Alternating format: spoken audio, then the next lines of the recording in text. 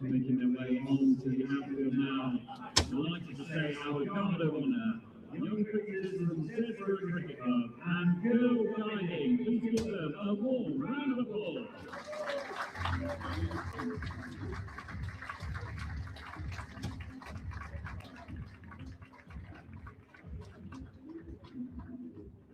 The match sponsor is T3 Signs, the match ball sponsor CMG, our charity partner today, the Steelbacks Foundation.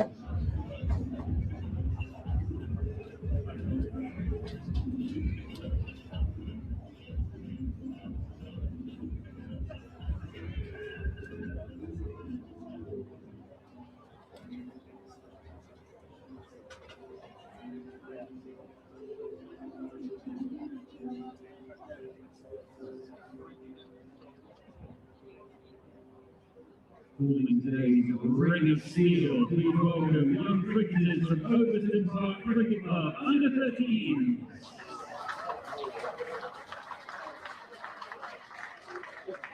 A reminder, Steelbacks on the toss, selected to field first. Let's confirm the two teams, starting with visitors from Gloucestershire. Number 27, Becca Halliday. Number 98, Emily Monday. Number 31, Carla Ray. Number 66, Ned Upper. Number 9, Emily Beach. Number 4, Izzy Patel. 16, Captain Liv Daniels. 44, Caitlin Ocher. Number 92, Alice Hill. Number 52, Charlie Phillips. And number 25, Alice Bird. Now, first time today, let's confirm the Steelbacks starting 11. Sponsored by Brioche Passier. Number 19, Captain Gemma Marriott. Sponsored by 649, Anisha Patel. 23, Emily Carpenter. Sponsored by CMG, number 8, Emma Gibbs. Sponsored by Appleton Group, wicketkeeper 33, Chloe Hill. Sponsored by Cinch, number 2, Amelia Kemp. 27, Ella Phillips. Sponsored by Collars, number 16, Alicia Preston. 64, Mabel Reed. 42, Liz Russell. And sponsored by Cinch, number 22, Bevan Robinson.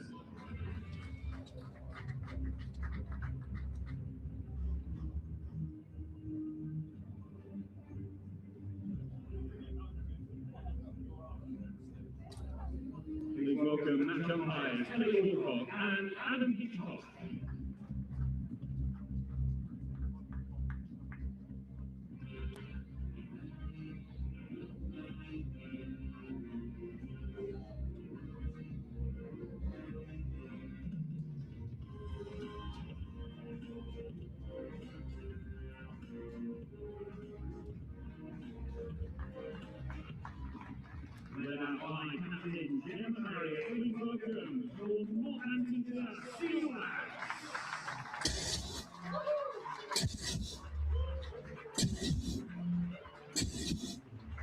Good morning and welcome to the Cinch County grounds for this blast fixture between the Steelbacks and Gloucestershire. Steelbacks captain Gemma Marriott won the toss, elected to bowl first this morning. Part of a double-header day here in Northampton. Steelbacks will line up as follows: Gemma Marriott, Anisha Patel, Emily Carpenter, Emma Gibbs, Chloe Hill, Amelia Kemp, Ella Phillips, Alicia Preston, Mabel Reid, Liz Russell and Lenny Sims. The visitors who will be batting first are Gloucestershire, Becca Halliday and Amelie Monday in the middle. Pratana Reddy, Meg Ahern, Emily Geach, Izzy Patel, Liv Daniels, Caitlin Belcher, Alice Hill, Charlie Phillips and Alice Bird. My name is Dan Chadwick, joined by Phil Rowe, the two-time Steelbacks assistant coach winning. There's some words there somewhere. How are you, Phil? I'm good, thank you. Yeah, how are you? Yeah, very well, thank you, mate. Looking forward to this. It's going to be a good day of cricket, isn't it? It is indeed, yeah. Going to be a good day of cricket. We've got the Steelbacks taking on Somerset at 3:30 this afternoon. But before we turn our attentions to the 8 from 8 undefeated Steelbacks, we've got Northamptonshire Steelbacks versus Gloucestershire here in Division 2 of the Women's Vitality Blast. Hey, Dan, that's a long run-up. That's the first thing I'm going to observe. Off that 25 yards circle. That's Mabel Reid going to open the bowling. I think we might be about ready to get underway.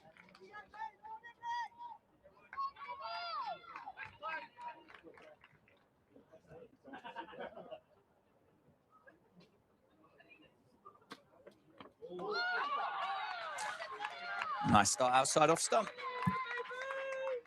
Nice crowd in this morning. Rory, people making their way in early to get a double bite of T20 cricket today. Yeah, why not? It's a big day for the particularly for the women, isn't it? If they win this game, it keeps alive their chances of qualifying for the knockout stages, should other results go their way.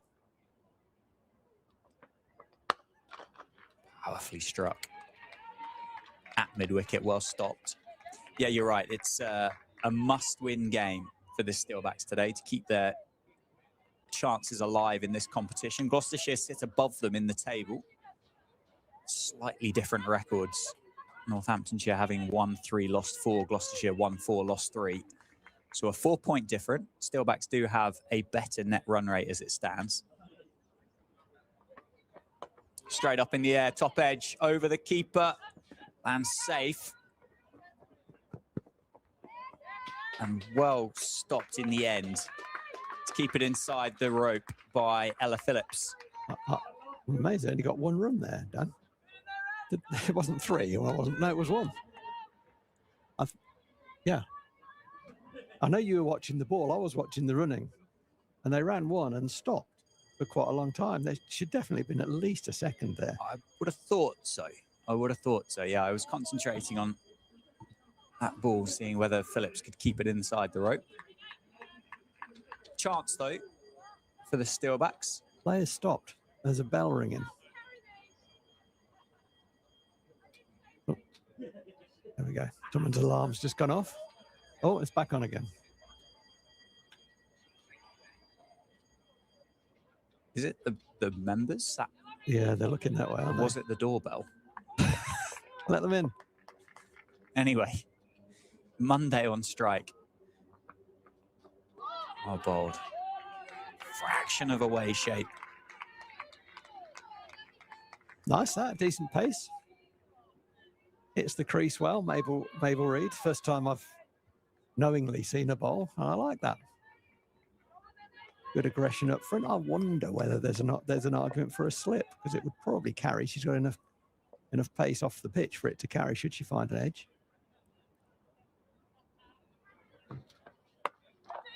It changes the pace a little bit and sneaks through a couple of the Steelbacks fielders, and a single is conceded. Yeah, there was a lack of ownership there, wasn't there, over that ball? 2 fielders square of the wicket. You. It was after you, Claude. Yeah, it was one of those. Yeah, I want another fielder on the leg side for Becca Halliday facing, because I think that's her area. Yeah, having watched her face 3 balls. Strong bottom hands.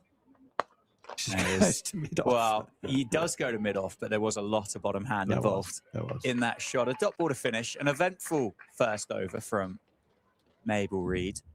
2 without loss, Gloucestershire.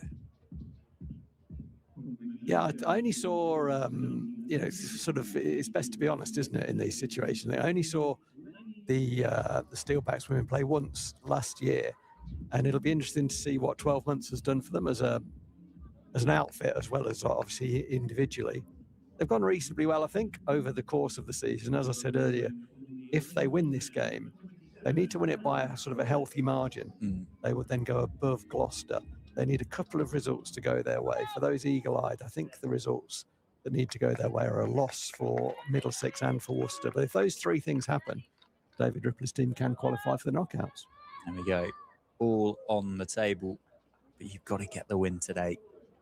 Keep it in your own hands as much as you can. Ella Phillips from the Lynn Wilson centre end starts very nicely. She's had a very good role to play in the power play, Ella Phillips, over the last couple of games.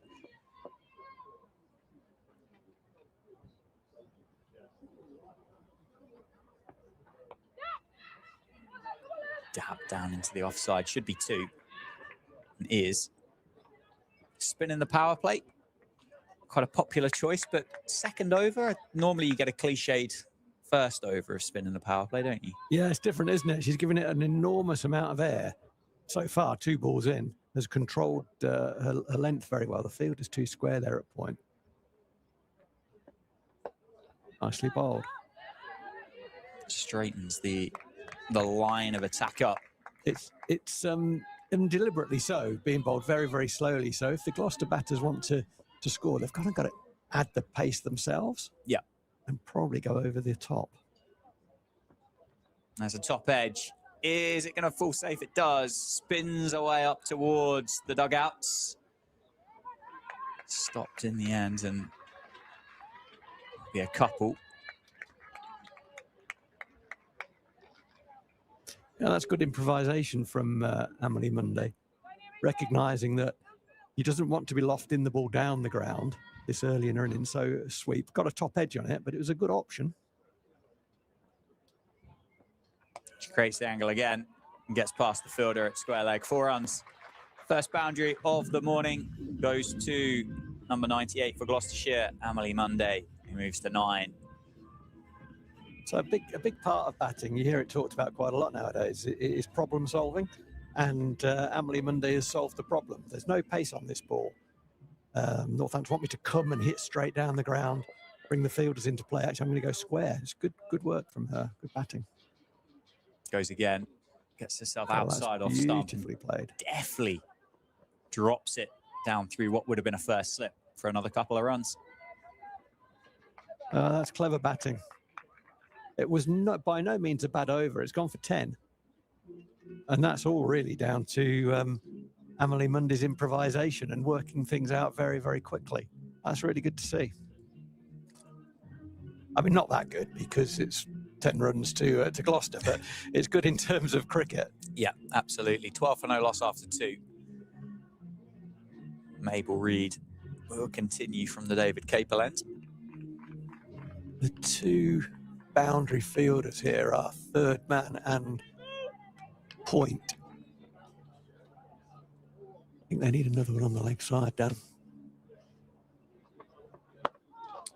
Good Yorker from Reid. Can't do too much about those, but I would err with agreement for you, deep mid-wicket.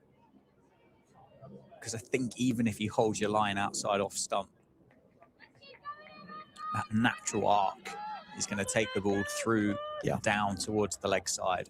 Bit of a way swing, as you mentioned earlier, but it's fetchable, isn't it? You can fetch that through the leg side. That's what bowled again. Yorker again. 2 Yorkers in a row for Reid. Let's see an over a Yorkers one day. It's going to happen. It is going to happen.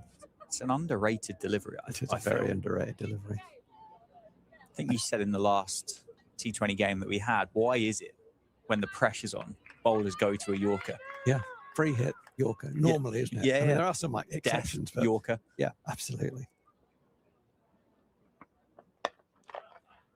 3 dot balls in a row.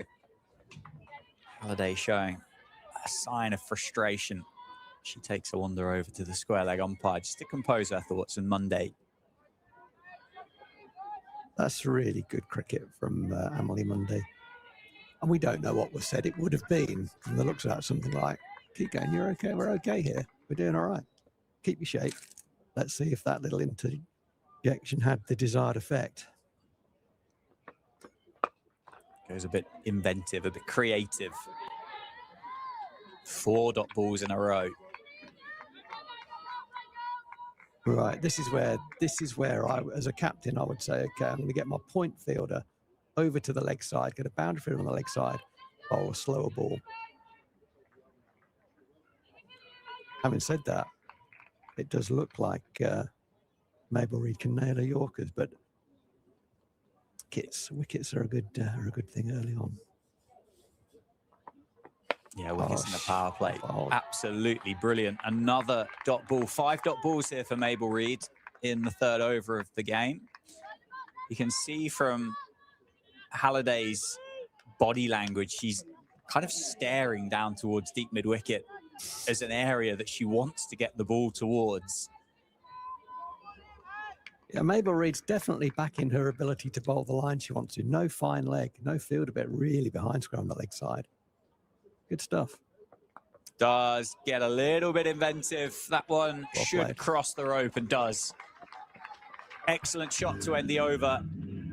Maybe premeditated that Mabel Reid was going to go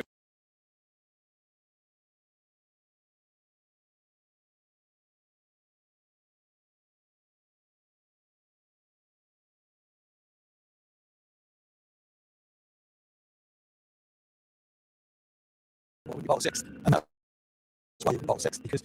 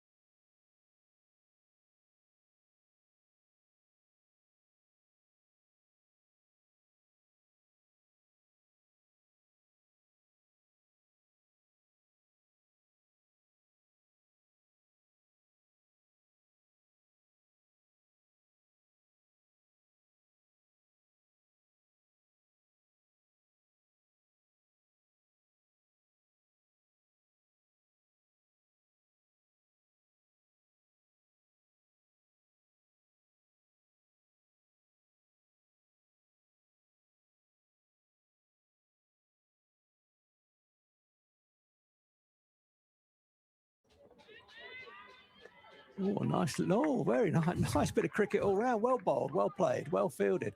Lovely bit of improvisation from the wicketkeeper, Chloe Hill. Took the ball one-handed above her head, came down and knocked the bails off behind her back. They're good, these wicket keepers, aren't they? I'd like to say she's learnt that from David Ripley. I'd say so. Let's say that. Did you ever see Dave Ripley do that in? Wasn't his trademark. He was unfussy. He was very unfussy. Clean. Still is. Big slower ball and a big full toss. Yeah. And heaved down the grounds by the Gloucestershire skipper. That's their second boundary. It's the first poor ball that Mabel Reid has bowled, I'd say, and it was a poor ball. It was an attempted slower ball, and it came out about bail height. Halliday backing away. She's either going to drag that leg side or go through the offside. Both options are open to her, and it was just in her arc. Yeah, hit that wherever you want. Back on the money, but heaved once again. Big gap there, down at mid-wicket. One fielder to beat. And with the pace of this outfield, nobody is stopping that this morning. Score races along to 40. So the keeper's coming up to the stumps. I think that's a good decision. I think it needs to be accompanied by a split in this field. I think if they're happy, Steelbacks look like they're happy, obviously, to leave fine leg open. So I'd like a deep mid-wicket and a deep point, because I think Halliday can go either way, either leg side or offside. Yeah. T20 power play, a deep mid-wicket feels like a very, very safe option to utilise, doesn't it? Bit of a split field, and that's fired down the leg side. Well stopped by Chloe Hill. They will come through for a wide. Mabel Reid will have to reload and bowl that one again. Maybe the pressure just getting towards Mabel Reid now. Scoreboard building. Yeah, they have been put under pressure, haven't they? The Steelbacks bowlers by Halliday and Monday.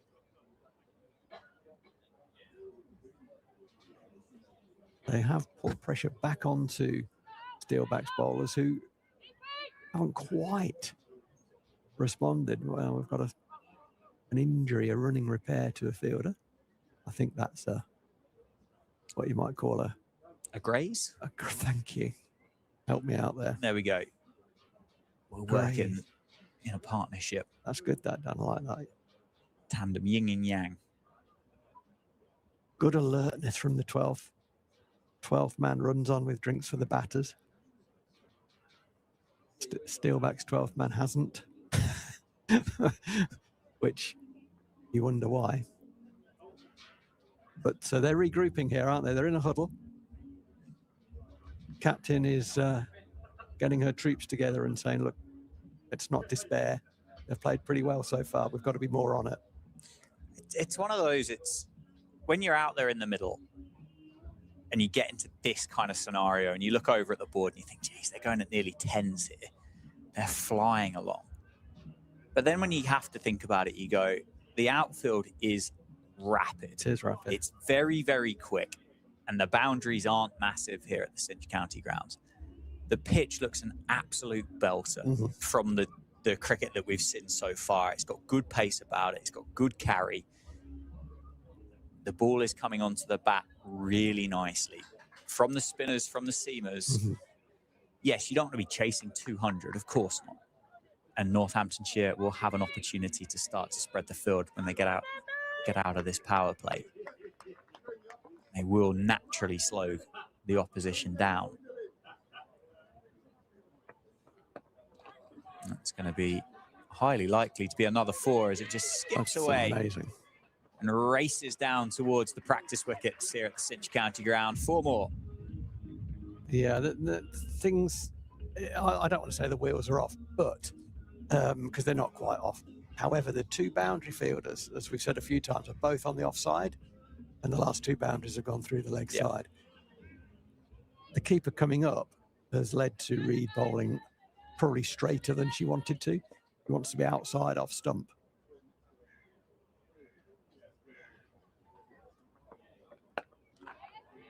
About there.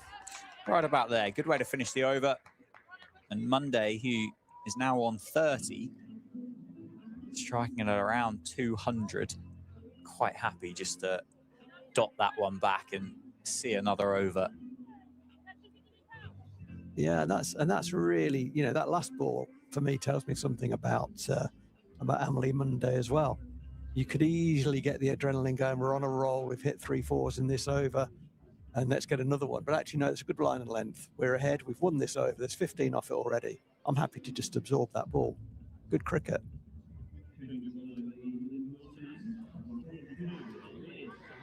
Yeah, bigger picture, isn't there, as Liz Russell comes into the attack to bowl the final over of the power play. It's 46 for no loss after 5.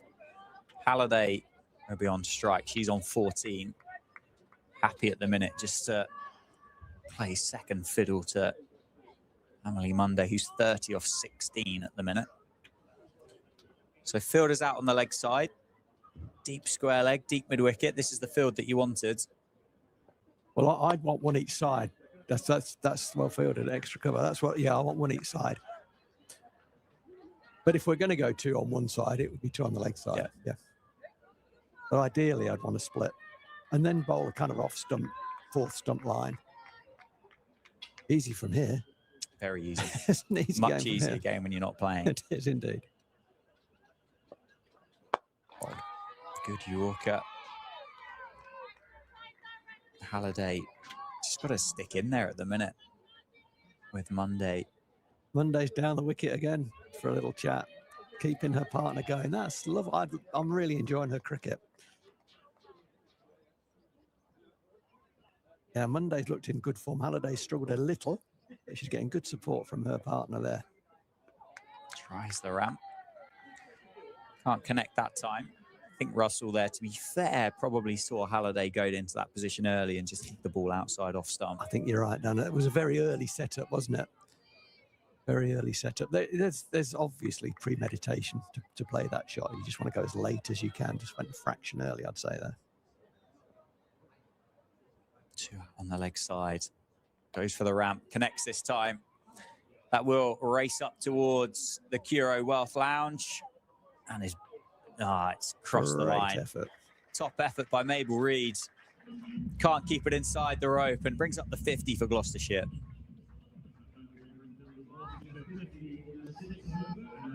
It's not the first time that Becca Halliday has played the ramp. She's played it successfully twice for 2 boundaries and attempted it a few times. It's there's no, I mean, yeah, there's a fielder at 45, but that's not really in the game for that shot. Ramps again, offside this time. Long chase for Hill, who gives up immediately. It's just too easy. 4 more back-to-back boundaries for Halliday. Just getting into her groove now. This is very, very, very good cricket from Halliday and Monday. I'm hugely impressed with this. Obviously, from a Steelbacks point of view, that's where I'm leaning from. I wish it weren't happening, but as a cricket lover, this is very, very good stuff. Yeah, Halliday 22 off 18 and has shown that she has got power, but also she's got subtlety and is solving problems as well. To change the field. So deep mid-wicket comes up inside the circle.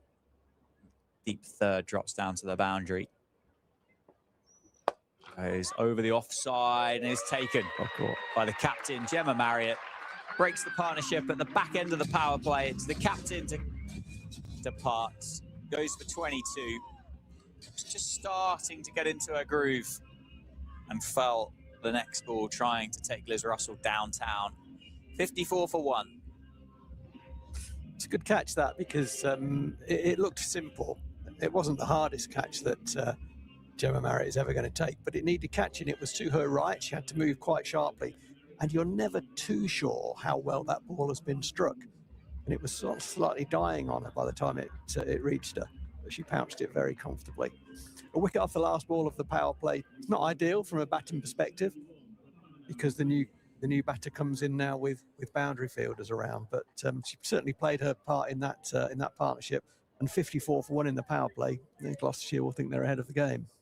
Absolutely. Had a very good power play. At around 9 runs and over. cannot complain with that as a return from those opening 6 overs, but the Steelbacks will get a little bit of respite now, be able to push those extra fielders outside and onto the boundary rope. A bit of extra protection.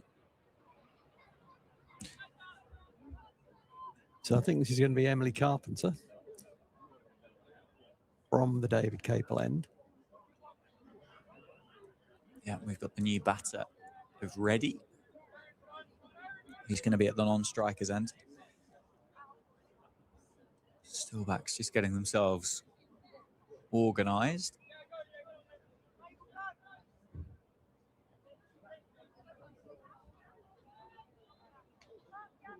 I think we're ready to...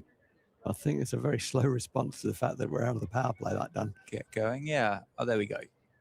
4 out now. Fine leg, deep third, deep square, deep mid wicket. Okay, well, the plan is no width. Left arm over, Carpenter. Good start. That's very good, that. They will look for 2.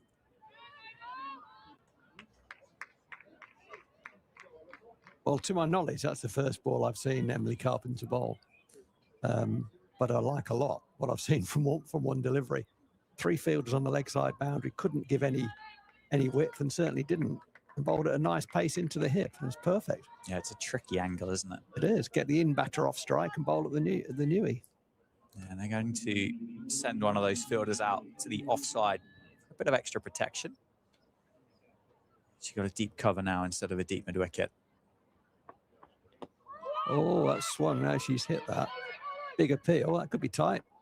Good cricket all round. It was inside edged by the new batter, Reddy. It was a big appeal from Carpenter.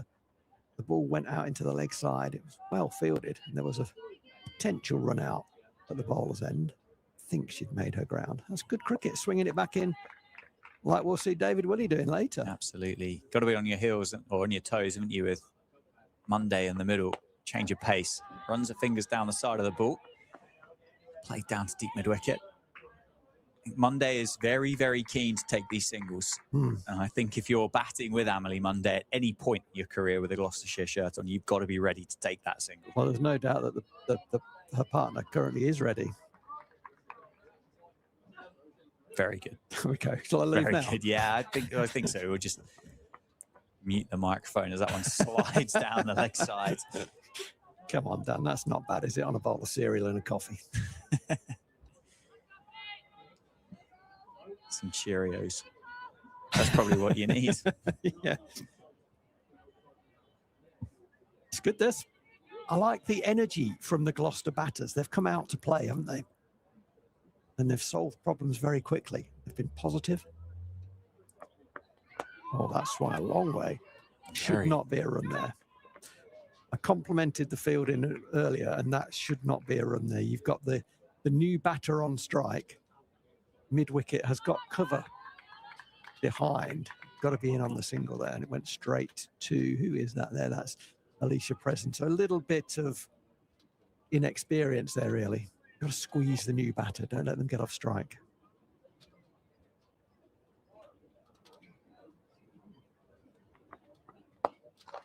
That is a beautiful cricket shot. Slightly over-pitched by Carpenter, only slightly. And Amelia Monday just created a little bit of room and knew that if she struck it from the middle of the bat, it would get 4. She didn't try and overhit that. That is very, very high-quality batting, I have to say. Yeah, I think she's used her crease really well in this innings of 36 so far. We've seen her trigger outside the off stump to access the leg side, particularly when facing Ella Phillips in the power play. That one there, she's just taken a step outside leg stump to create the angle and go back down the grounds. Uses the feet again. That's going to be another 4.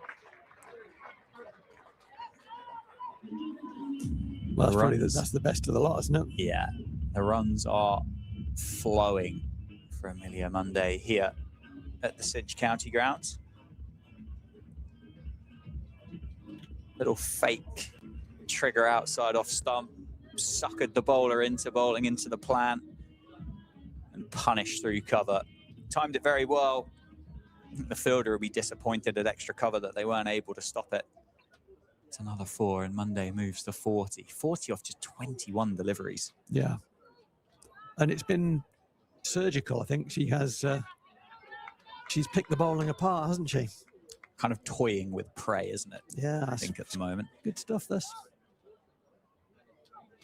At the non-strikers end, so a game within a game here. Can the Steelbacks keep ready on strike? Can they try and disrupt Monday by leaving her at the non-strikers end for a period of time?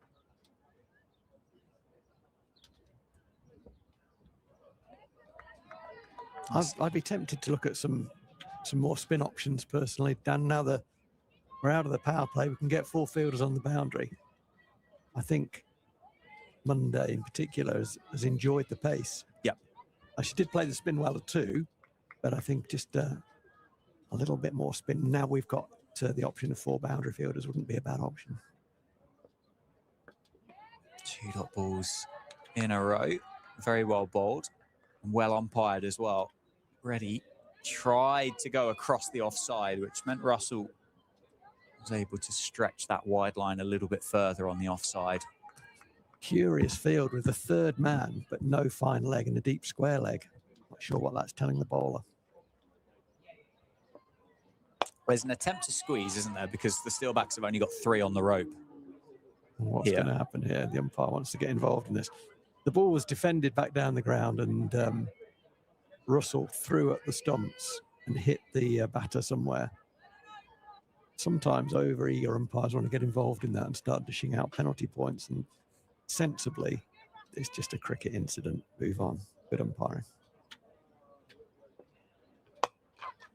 Heave to mid-wicket. Dot balls stacking up here. So they have got that little bit of an extra squeeze on. I'd get the keeper up for the last 2 balls as well. I suspect that Reddy might come down the wicket because the length has been immaculate from Russell this over. Yeah, it's been very good. Takes the ramp on, gets a thick outside edge, and Monday scampers through for the single.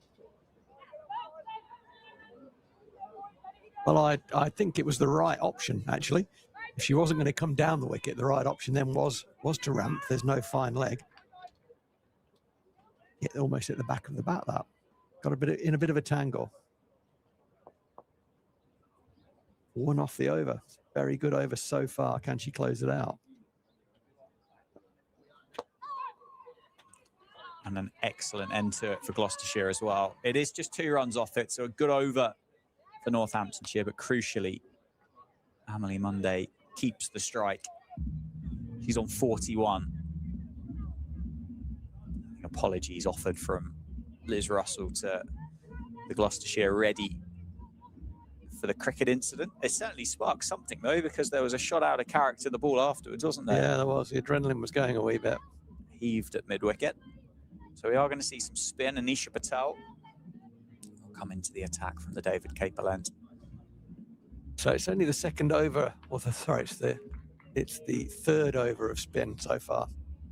2 from Russell, 2 from Phillips early on. The one went for 12 and the second one went for 15. Yeah, so we got Anisha Patel, Lenny Sims would be an option for the Steelbacks as well. So plenty of spin options out there. Try and take the pace out of the ball. Make the batters do the work. 3 on the leg side, long on, deep mid-wicket, deep backward square, and then 1 sweeper out of deep cover. Reverse sweep would be a great option here as a batter. Just if there's enough pace on the ball to... Absolutely. Oh, chance at the non-strikers' ends. Well, Reddy was ready, and Monday was not. To be fair, Monday was on the back foot and had to see where that ball had gone. Would have been a run out, but got back comfortably. Very quick single taken. Good run. That's a good run. massive amounts of pressure being applied on the fielders here from Monday. Middled it, hit it straight at the fielder at mid-off. Relied on the fact it wasn't going to be picked up clean, and 70 now on the board for Gloucestershire. Oh, bounce there, Dan. A lot of bounce. A bit of live grass, maybe, just assisting that bit of bounce. Yeah. It's coming from, well, there's not a great deal of pace on it from Anisha Patel. It's dropping from quite a height. There's a lot of flight on it, so that's going to be a contributing factor as well. Yeah, it makes sweeping difficult, doesn't it, when the ball is bouncing like that? Hit down on it.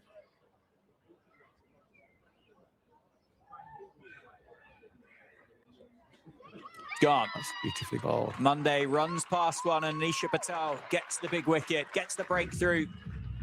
The opening batter for Gloucestershire, Amelie Monday, who had been going brilliantly, departs for 42 off 25, and spin wins. Good call to bring it into the attack. Yeah, it just posed more questions, I think, didn't it, than the seamers were posing. And Monday in particular had answers to most things. Her approach there was, I'm not getting any pace at all from Patel. It's very, very slow and it's bouncing a wee bit. I'd better get to the pitch of the ball. And in attempt to do that, the ball just turned past the outside edge. It was a really nice bit of bowling, but it doesn't detract from what was a really impressive innings for me from Amelie Monday. Sorry, 42 off 25 balls. And as you said at the time, just then, Dan, that's a big wicket because she was looking to take the game, really. Another 5-6 overs of Amelie Monday, and you think Gloucester are in a position to get a really big number. So just the wicket that the Steelbacks needed, but huge congratulations to Amelie Monday. That was a lovely innings to watch. Yeah, a lot of fun. Certainly made most use of the power play. Striking at nearly 200 in the innings. 71 for 2. There's Ahern is in at number 4. Bit of turn for Anisha Patel as well, as you'd expect from the wrist spinner.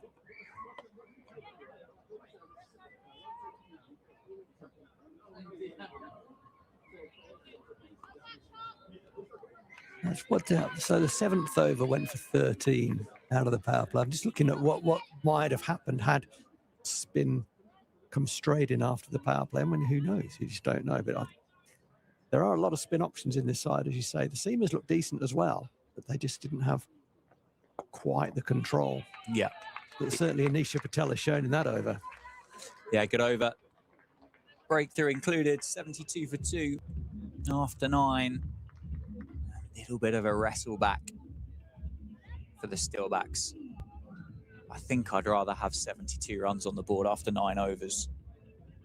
100%. As a team, Yeah, I'd be disappointed that we'd have lost Amelie Monday, but be very happy with that number on the board after 9 overs. Absolutely right. What the Steelbacks slow bowlers now must do, in fact, all of the bowlers, whoever bowls, they must not give up easy boundaries. Make it harder to score boundaries. You know, get 2-3 dots and over, create some pressure. Yeah. There's a new batter in, Mega Hearn. She's just faced 1 ball. Extras as well. There'd be another one. Discipline. There's another fielder in the circle. That's good. I like that. A mini squeeze. Big inside edge. Fortune just crashes into the toes. So Lenny Sims into the attack from the Lynn Wilson centre end. So spin at both ends. Gemma Marriott would be a bowling option herself, but for some heavy length seamers.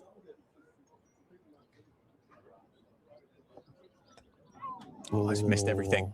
Was it a chance, Dan? Keeper's union? What are you saying? I think you have to say it was. Keeper up to the stumps. It's gone straight through his buys. It was very, very full. Yeah, from Sims. It was almost a Yorker length for the wicketkeeper. But there was no doubt about it that Reddy just ran past it. Certainly a chance, but a tough one. Oh, that's bounced. Nicely bowled. Nice flight. Nice take from Chloe Hill. Good start. Good start from Sims, isn't it? Certainly is. You're certainly, as a wicket keeper up to the stumps, you are a little bit reliant on your bowlers doing a bit of the job for you. Nicely bowled, not the dot ball. Nicely bowled. Change of pace. Fired that one in. Obviously, line's going to be the obvious one, isn't it, for the keeper? You don't want to be going down the leg side too often, but length is going to be important as well. Looks confident as well. Sims, last 2 balls, she's saying, I'm winning this over. Changes the field, puts a long on out, comes around the wicket and says, you can have one into the leg side. That's all you're getting. Really like this. Play it across the spin, though. And it is just, well, it could be 2, actually. I think it is. Well, that's brilliant batting. Oh, that's not great umpiring. Did that hit the batter or the umpire? It hit the umpire on the back, I think. Blimey. It is something. I thought it hit the umpire. 2 runs anyway. Yeah. Very, very well run. It well was weighted. brilliantly weighted, wasn't it? Yeah. That's problem solving in action there. I'm not going to take the one. I'm going to weight it for 2. And a dot ball to finish the over, halfway stage. 10 overs complete in the innings. 76 for 2, the score. Yeah, I mean, now I've seen Patel and Sims bowling over each. My review is we could have got those 2 into the game earlier, and leaving the pace for later on, maybe when perhaps we've got a few wickets and we're facing a different kettle of fish in terms of batting. Were you surprised that Ella Phillips got a second over in the power play, given the conceding of 12 in the first over? I was, yeah. I think that was with hindsight. Yeah, it's probably one that could have gone elsewhere. Well bowled, very, very flighted. They're going to come back for a second. Good running. There's a massive, massive identity. Oh, there's a chance there. Direct hit from the deep, but Gloucestershire's team identity, I dare say, is we are running incredibly hard in the middle. We are not letting anything go, and we will. There's a risk involved. Yeah. These 2s, there are risks associated, but they are backing themselves, 1, to be quick enough, and 2, to put the fielders under pressure for that little misfield, a bit of extra pressure. Shout, LBW given. Anisha Patel gets her second. Dismisses Reddy, who had struggled a little bit. The parts for 6 off 12, 6 off 13, in fact. The Steelbacks have got their 3rd. Nicely bowled. Deliberately bowled very, very slowly. Great control. It turned again, like her first wicket that did for Emily Munday. That one turned, and I think the review there from the batter would be, can I play that straighter? She played across the line, looking to hit that ball into the leg side, and really that's going against the spin. She wasn't close enough to the ball to be able to do that, and the ball turned past the edge of the bat. And from our not ideal position, it did look pretty close. A good shout for LBW, and it was confirmed by the umpire. So a little bit straighter, and maybe looking to play with the spin into the offside. We've got a left-hander. Yeah, first look at a lefty. So we have Geach into the middle.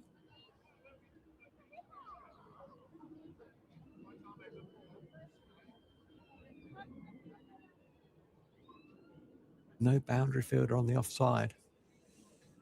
That's interesting. I think it's just 2 out, isn't it? There is a squeeze on here from the Steelbacks. The 2 spinners working in tandem. Up in the air. Safe. Bit of grip, isn't there? Bit of turn for Anisha Patel. That's a stinking throw. Wild throw, and somehow they haven't run. Oh my goodness me. Hold. Right. After all that, there was a run taken. Yeah.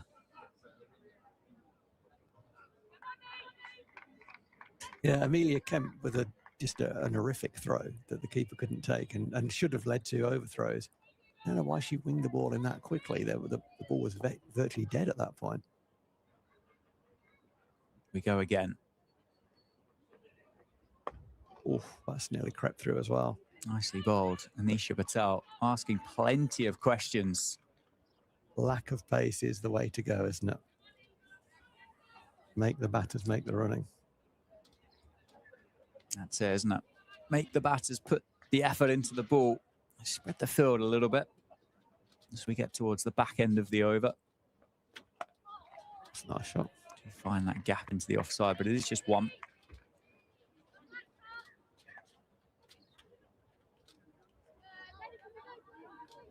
So good 5 balls, 4 off, and the big wicket as well. The LBW. Looked a little bit uncomfortable. Each first ball popped it up into the leg side for a single. Will it be a quicker ball? Might be a quicker. Fancy a quicker ball. A bit quicker. Slides through. Yep. Dot ball to finish. Into the 11th over.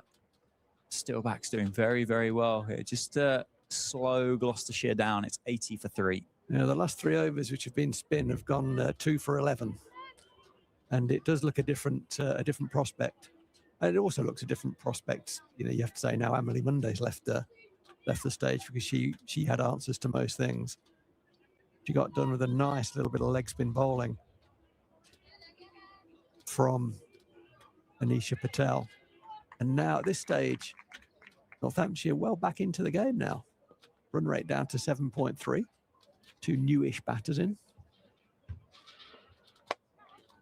Heaved into the leg side. Look for 2. That time deciding not to. Yeah, they've wrestled themselves back in, haven't they? They have. I just, you know, you can read too much into body language at times, but Lenny Sims has come on. He's got a fielders in the right place, just looks really confident. Earlier, like in a first over, came round the wicket to try and limit boundary options for the last 2 balls, having sort of banked the over. Did that well. It's intelligent cricket.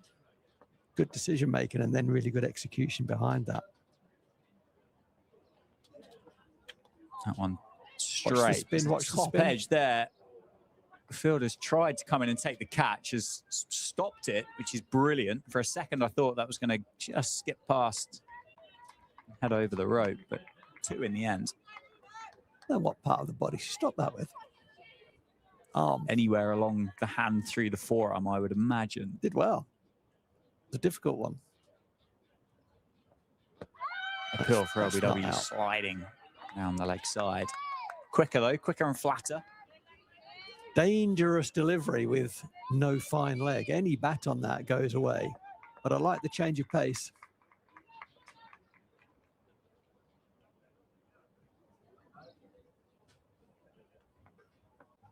And there is that change of pace, and it's just chipped into no man's land. He kind of knew the next one Yeah. was going to be slower. Right on the money, wasn't it, as well? Very, very well bowled.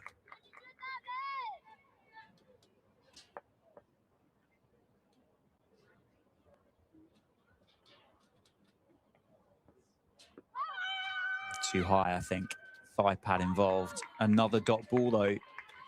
Crucially for the Steelbacks here, I think they'll want to be chasing too many more than 150. Yeah, I think if you bat nicely, 150 is well in reach if you bat nicely because of the conditions. Good pitch, great outfield. That's bounced. End of the over. Another dot ball. 12 now have been bowled in the innings. Score is 83 for 3. Been a very good comeback, hasn't it, from the Steelbacks? Particularly over the last 5 overs have gone 2, 3, 4, 4, 3. And picking up 2 wickets in that period as well. So 83 for 3, 8 overs to go. The run rate has dipped below 7. It's just at 6.9. No surprise, therefore, that spin is going to continue in the form of Anisha Patel, who's bowled some very nicely flighted leg spin.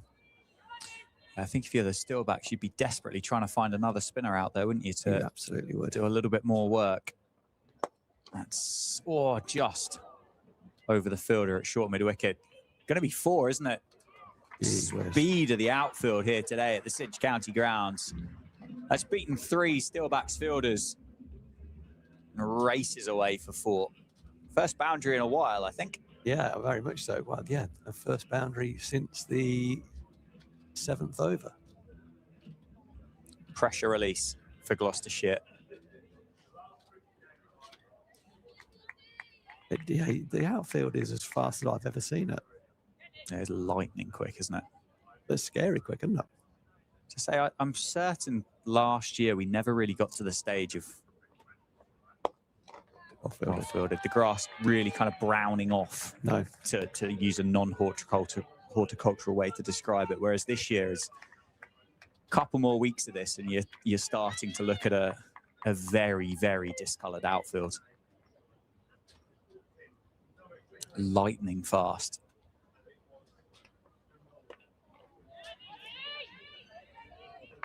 Skidded through a little bit, that one. Yeah, there's a bit of a varied pace in there, isn't there, for the spinners? Yes, there is a wee bit, yeah.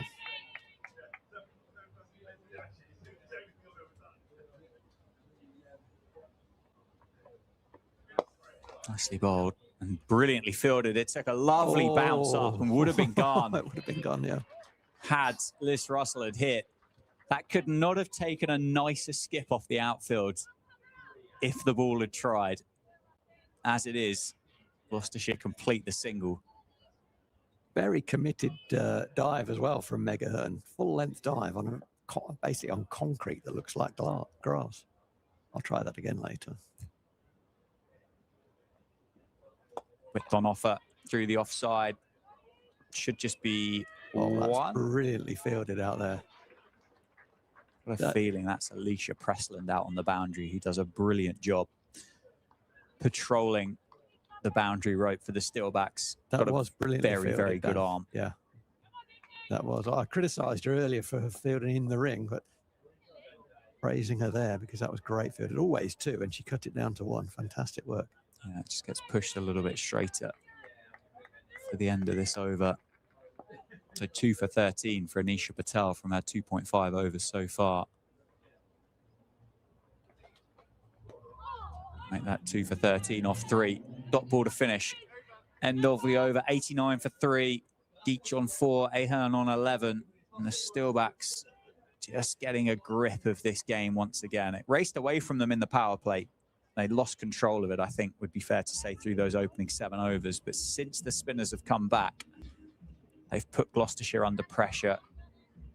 I think what's been interesting here is Gloucestershire have just been a little bit more cautious with their running between the wickets. I think earlier on in the game, we would have seen that last delivery of the over would have gone for 1. Yeah. Would have been 2 out to Alicia Pressland. Yeah.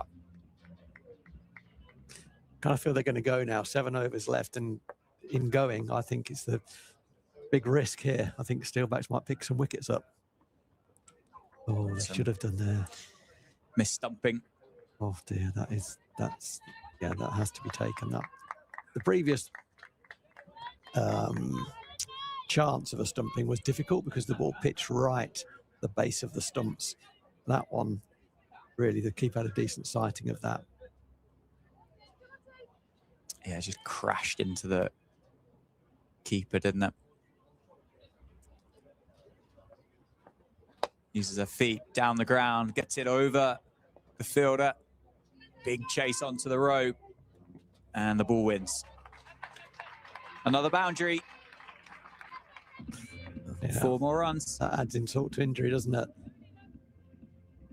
I can see the keeper is, Chloe Hill is down on her haunches and getting a little bit of moral support from Emily Carpenter. She knows she's missed a chance there, but it's the next one. That's what you've got to be ready for as the keeper, the next one. Yeah, you're always in the game. The next one's not going to be far away, is it? As that's another 4 more. Muscled through the offside. Sims drops the length back.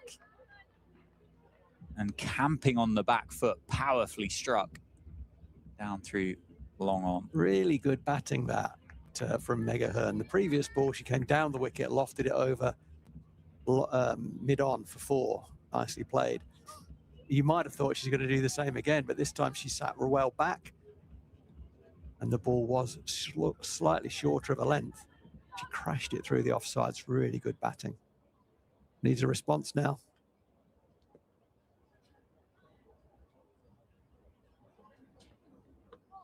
Quicker, flatter. Does respond.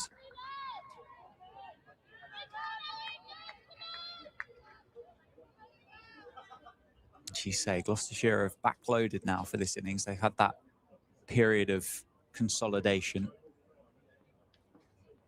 They got 7 wickets left as they take another single through into the offside. So they've got batters to come.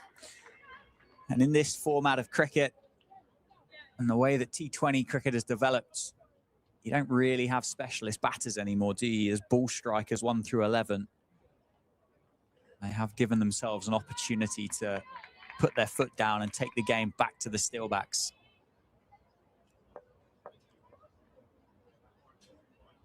It's going to be a no ball. No, it's not. I've mistaken a fielder for an umpire. That's good. It was a legal delivery. You can be mistaken. The blue jackets and the pink shirts. Yeah, it's quite a colour clash, isn't it? Yes. To be fair, I am colourblind. Oh, okay, so, fine. but they are quite different. 10 off the over, 11 including the bye, and of course the bye was the missed stumping. Was the missed stumping. Takes the score to 100 after 14. Yeah, 6 overs to go. You've got to be thinking 150 plus here, haven't you? I think. Yeah. I think particularly with the speed of the outfield, you've kind of proven you've only really got to half hit things to get the ball to the rope, whether it's in the air or whether it's along the ground. It seems to gather pace as we get Liz Russell back into the attacks. They're going to save an over for Anisha Patel. And that is what David Ripley will be saying in the half-time. He'll be saying, we can take 20 off this score because the outfield will give us that back. So don't play, you know, should the score be, let's say, 165, if we bat for 150, we'll get this number because the outfield is adding 10%, if not more. It's so quick. Yeah, lightning fast. You get value for your shots.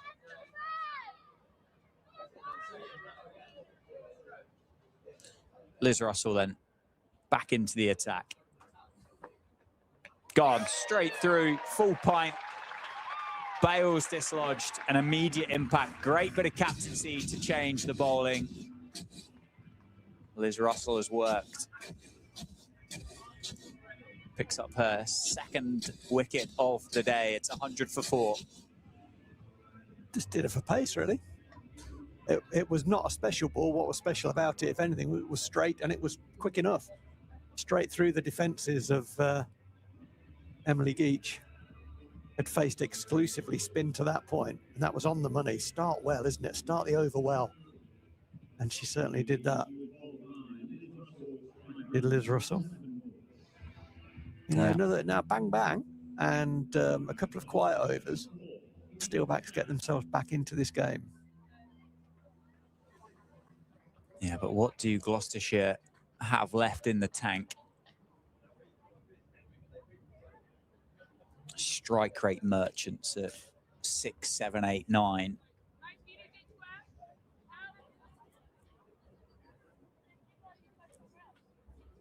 But there's another new batter.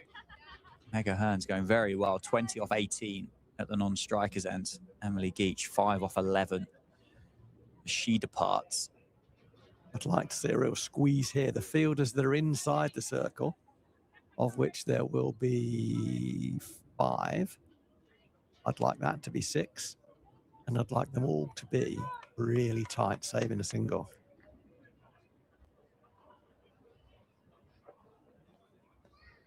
Well bowled. Just hangs it outside. Off stump.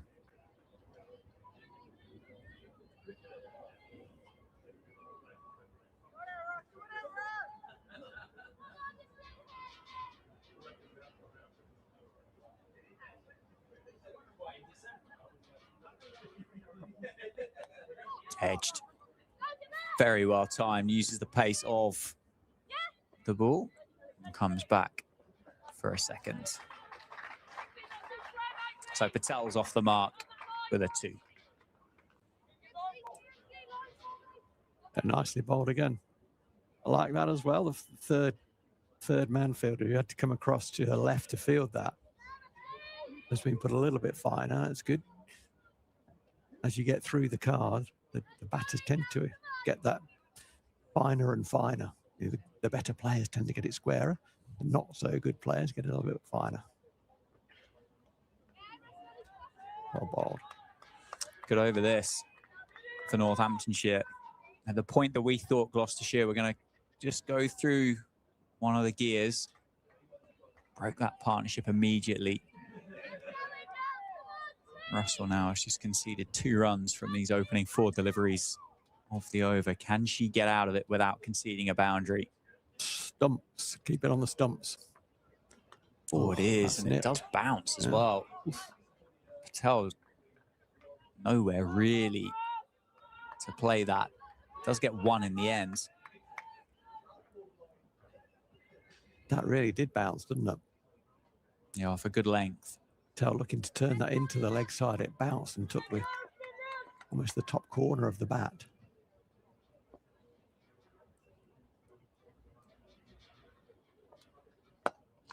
Oh, well fielded. Very good. Great bit of fielding that. Very good over. 1 wicket taken, 3 runs conceded. 103 for 4 with 5 overs to go. Yeah, I think it's about right. I think the numbers are about right. I mean, if you're a fielding side, you probably think they're 10, 12 too many. As a batting side, you probably think you're 10, 12 too short. So therefore, both teams will be looking at thinking, oh, neither one is really that far ahead of the game. It's been a good comeback through the middle, hasn't it, from the Steelbacks? Only one of the last 8 overs has gone for double figures. And they've picked up 4 wickets, 3 wickets during that period. Been a good comeback, mostly down to spin. Yep. We're going to see a bit more of it as Ella Phillips returns. Expensive in the power play. I didn't think she bowled particularly badly in the power play. She just came up against a better competitor on the day. No one behind square on the offside again. That's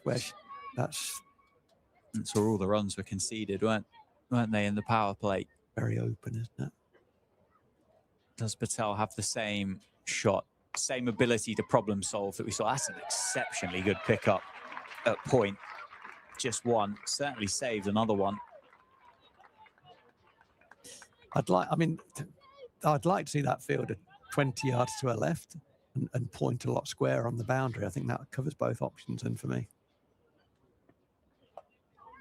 There you go. That would have been straight to her, wouldn't it? Yeah, that's going to be 4, isn't it? Long chase. Oh. Chased valiantly, but don't you hate being right? For 4. That's where the fielder needs to be.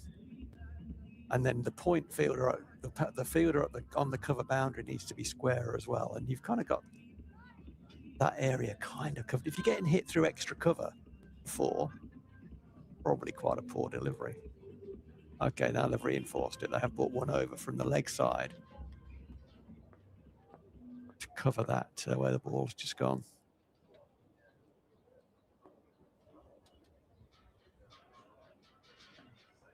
Offside again. Should just be 1. Very well fielded, very well picked up, and a good strong arm back into the middle.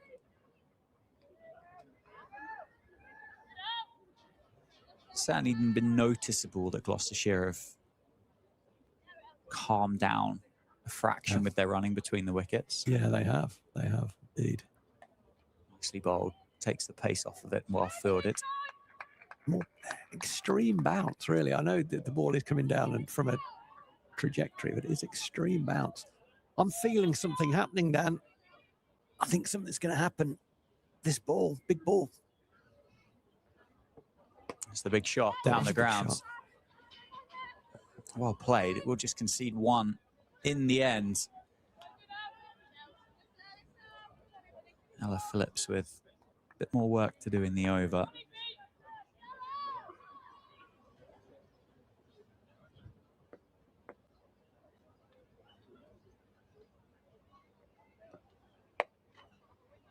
And a dot ball to finish the over. So 4 overs to go. Gloucestershire are 110 for 4. Patel and Ahern in the middle.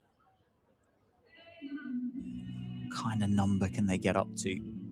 Can they go at 10s for the last 4 overs? Is that too many?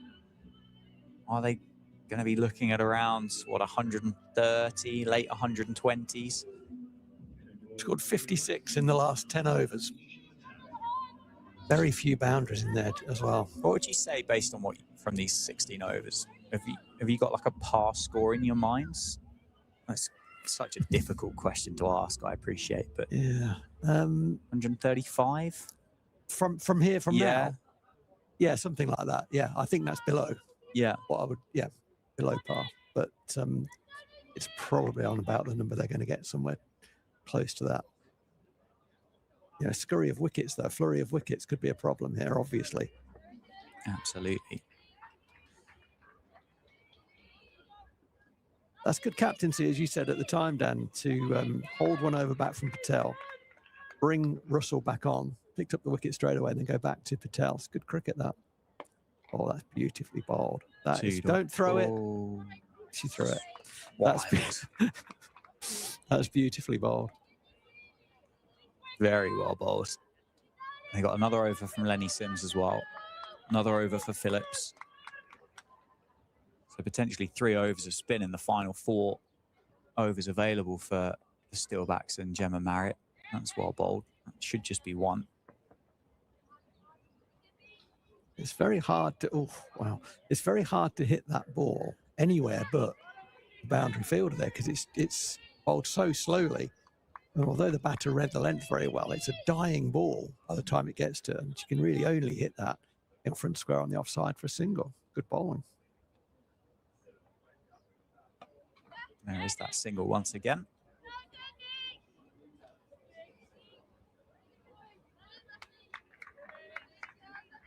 Now then, what does Izzy Patel do here? She's looking at the leg side boundary. I think she needs a boundary. Gloucester will feel they need a boundary. Tries leg side, goes straight up in the air. This could be a chance. They end up going back for 2. Fielded down at deep mid-wicket. Airing on the side of caution. Allows Gloucestershire to come back for a second. Was the big shot, though. Not the connection that was needed or required to get the ball to the boundary rope. Well, that's nicely bowled.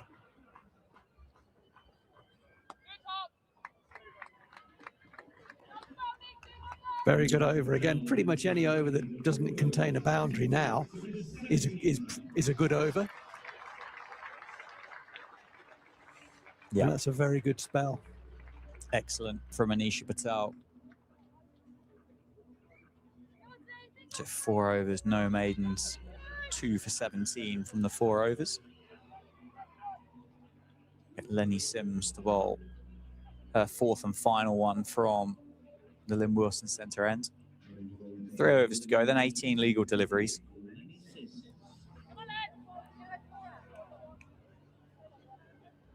Are they going for the full 4? They are. Gemma Marriott, the skipper, being pushed down to long on. So deep backward square, deep mid-wicket, long on, and a sweeper at cover on the offside for Lenny Sims. 3 overs to go. Nicely bowled. Straight to the Steelback skipper.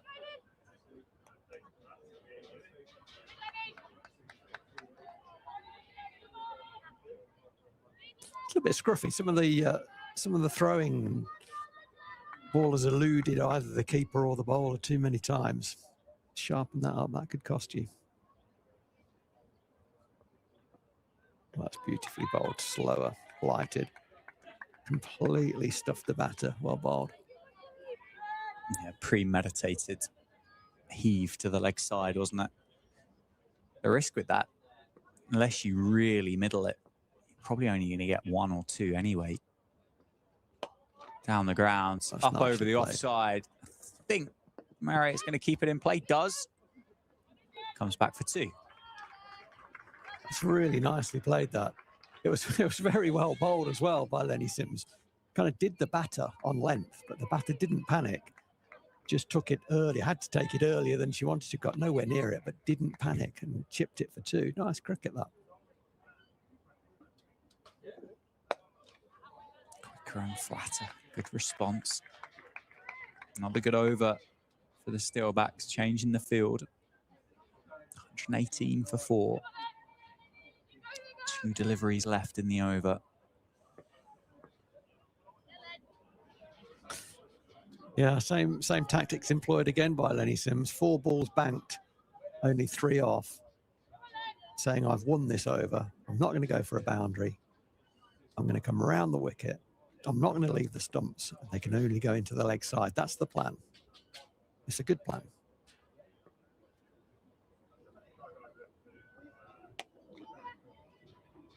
It should be 2 here on the leg side. Very well run for the pair in the middle. If you can't find those boundaries, make sure you're quick over 22 yards. Picks up another 2 for Gloucestershire. Meg Ahern is up on 30. Should pick up 2 again, I think. And it is just 1. To end the over. 4 overs for Lenny Simms then. Concedes 21. Wicketless today, but has done very, very well to slow the run rate down. 2 overs to go. Score is 121 for 4. Yeah, just looking back, you wonder whether Gloucester will feel they could have put the Steelback spinners under a bit more pressure through that middle period. That would be something that they'll look at. I don't think they did a whole lot wrong. I just think actually in the conditions, with a bit of bounce and a little bit of turn, and they took a lot of pace off, generally got fielders in the right place. I think they bowled very, very well and really stifled the Gloucestershire batters, limited the boundary count. So a very good period through the middle. 2 overs to go, though. Things could change significantly. You know, big 2 overs either way will put that team ahead. As it is, it's sort of 50-50 right now, I'd say. Yeah, I would agree with you. 12 deliveries to go, 121 for 8.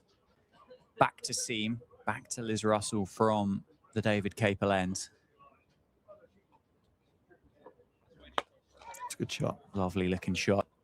Could be 4. There's a big chase on, and it's a nasty collision, I think, for the 2 Steelbacks fielders down on the rope. Hopefully they're both okay. Slow to get up, but it's 4 for Gloucestershire. 125 on the board.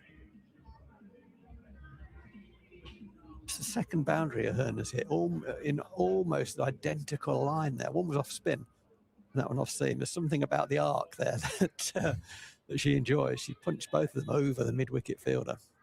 Yeah, it was no huge follow through, was it? Wasn't your traditional power hitting method. It was a very punchy bottom hand, just stopped on the almost on the wrists. Led to a big change in plan now with Russell coming round the wicket. 1, 2, 3 fielders on the leg side. I'm worried about the fine leg boundary here, Dan. There's a big gap at mid wicket as well, isn't there? That's going to race behind square. That's going to be another 4. Not a good plan, this. Full toss.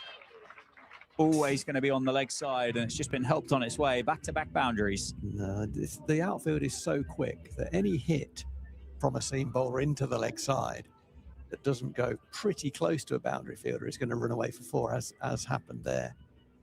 You're better off, I think, going over the wicket, trying to keep the stumps in play, get 2 fielders on the boundary on the offside, and ask the batter to beat those fielders and drag it across back to the leg side to try and beat the other 2.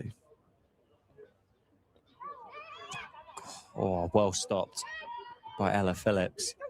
Certainly Ahern's going to come back for a second. She has to be on strike for as much as she can.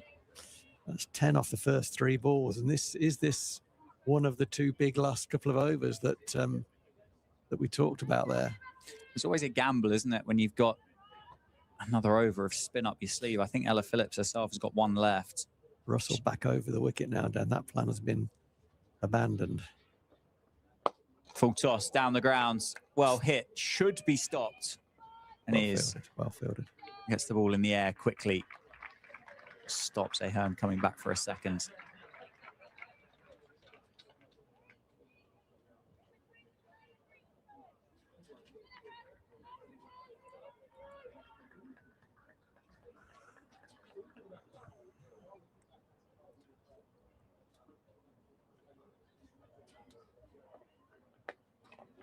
Bit of a heave. Allow Gloucestershire to complete a single. So one delivery left in this Liz Russell over. You've got to be looking for Meg Ahern here to go 1, 3 or 5. Got to be on strike for the start of the next over. If I was batting now, I'd be looking to score behind the wicket, I think. I'd want to be on strike for that final over. I'd want all 6 in that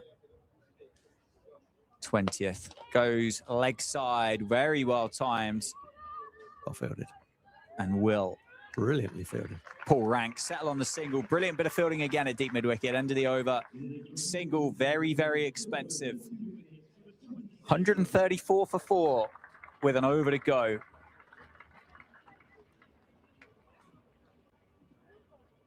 Who's going to get the last over? Well, that is the question. You know, the spinners having bowled so well through the middle, you do think actually spin at the end would have been just as effective, don't you? I know Ella Phillips, she's conceded 32 of those 3 overs, so maybe hasn't worked for Phillips today. But not, yeah. But pace off. Yeah. Felt like a good option. As it was, very expensive over. Mabel Reid will bowl the final over. 3 overs, no maidens, 0 for 21. Those 3 in the power play.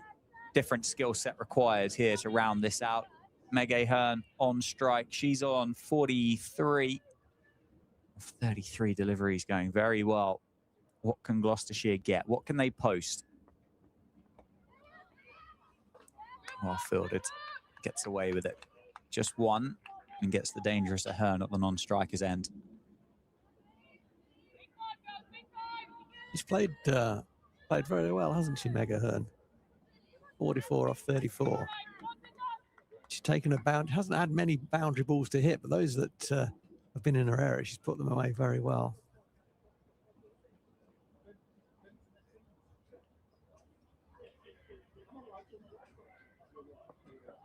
That's a great shot. Beautiful. Glorious cricket shot. 4 runs. Helped on its way. Line maybe too straight for Mabel Reid. Boundary for Gloucestershire. Flourishing at the end. A couple more boundaries. They'll be getting up towards 150. Having been asked to bat first. They'll be pretty happy with that as a number. Yeah, it's not a bad number, is it? I don't... It's on the scoreboard. Scoreboard pressure, I think, is going to be a big element of that. Goes again. Leg by. Oh, she must have got some bat on that, because from where I'm sitting, which is nowhere near in line, I wondered why there wasn't an appeal there, a bigger appeal. There was a stifled appeal, wasn't there? But again, the batter looking for that option of scoring behind the wicket, using the extra pace of Mabel Reid. Yeah, we've just got to get it outside the circle, haven't you? And it's going to be 4 with the pace of Reid.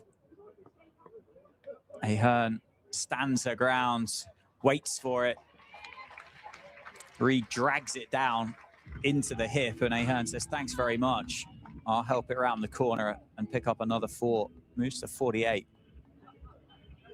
I think it was an attempted slower ball, I think, Dan. It's hard to bowl those, particularly in warm weather, and sometimes your fingers just stay on the ball, you drag it down. And Meg Ahern plenty good enough to get enough bat on that, and away it goes for 4.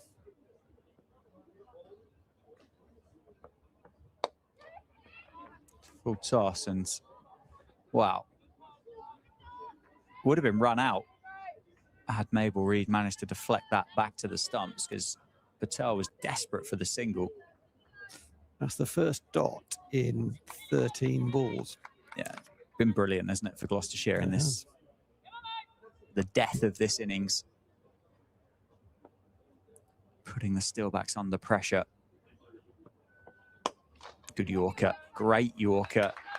And another dot ball to end the over and the innings.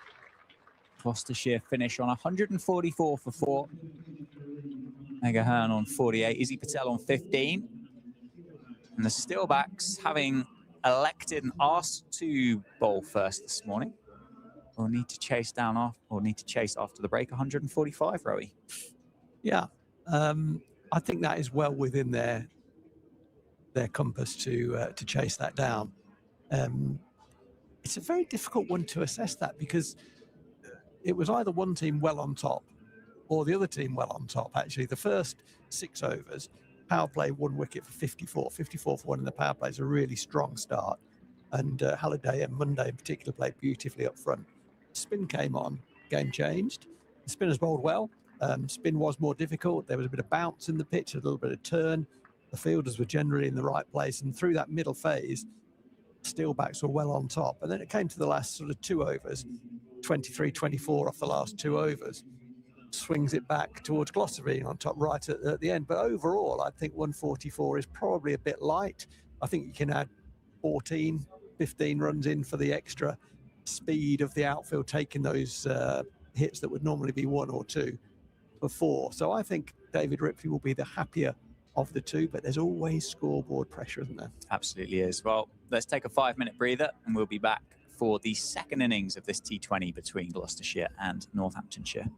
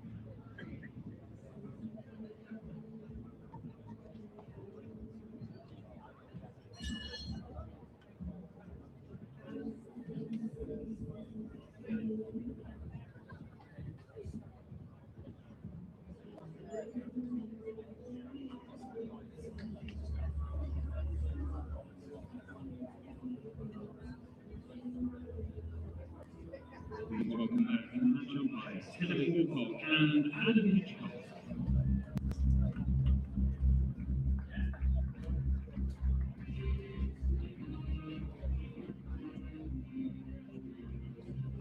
Stormers Nash, Bailey and Deborah Foy.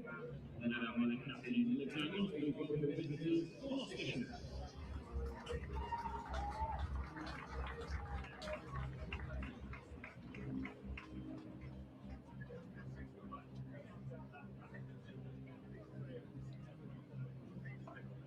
Now we welcome the Steelbacks opening batters, sponsored by Tollers, number 16, and Steelbacks. And sponsored by Brioche Bass Family, number 19, Captain Gemma.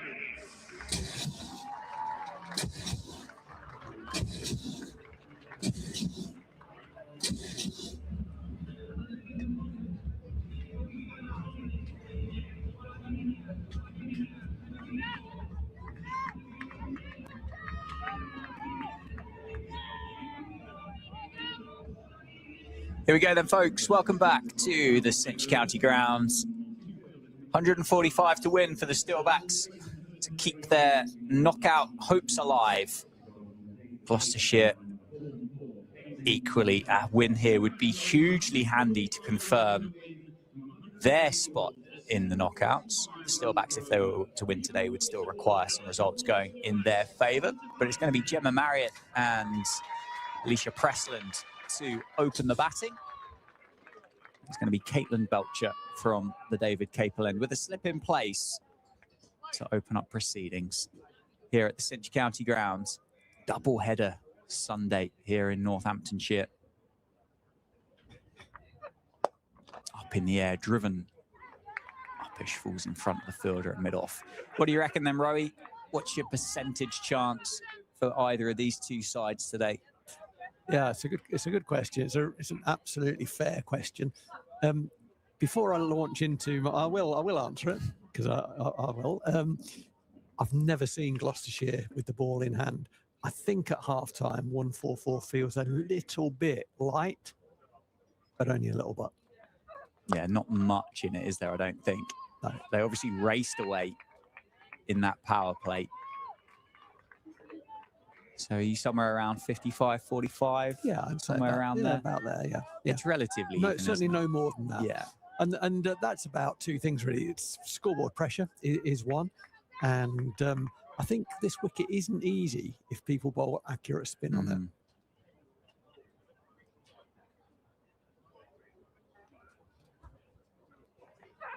Full toss down the ground.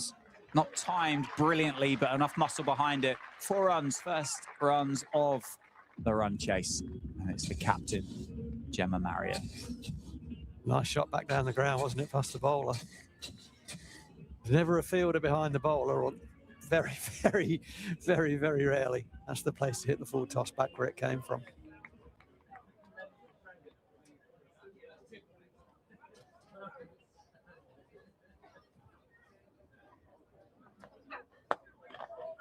Back on the money, tighter, straighter. Interesting, Steelbacks have had a little bit of a reshuffle. They had Mabel Reid at the top of the order in previous games, bit of extra power. And Amelia Kemp was up towards the top as well. So are we saying Alicia Pressland has got a bit of a promotion? I believe so, okay, from what I've seen so far this year. Down the leg side, we'll have to reload, bowl that one again. Handy extra for the Steelbacks, 5 for no loss. Yeah, I mean, I as I said earlier, it's not a team I know a great deal about, the Steelbacks women, but certainly when I've looked at the scorecards, I haven't seen Pressland opening up before.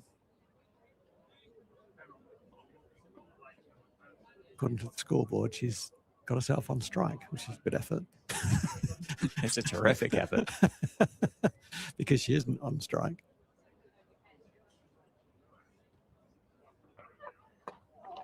Single take, and she will be after this one.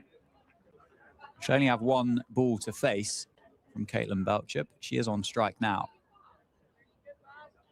Yeah, that, unfortunately for Belcher, the full toss was put away very, very comfortably. And then she just slipped down the leg side. But looks like a nice bowler. Nice action, straight approach, releases from a tall position. She's not the tallest, but gets the maximum out of that. Yeah, good pace about it as well.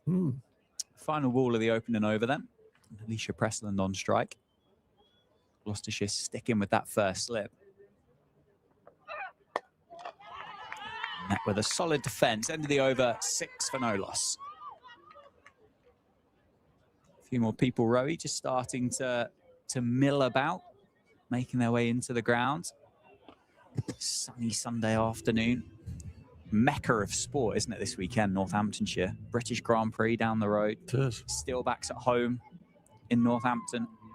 Well, that'll upset your journey, won't it, Dan? I'd have thought. British Grand Prix. Oh, straight up and down the M1. Beautiful. I think they close off the A43. I don't think I have to worry too much. It might affect Gloucestershire and Somerset heading back. Yes.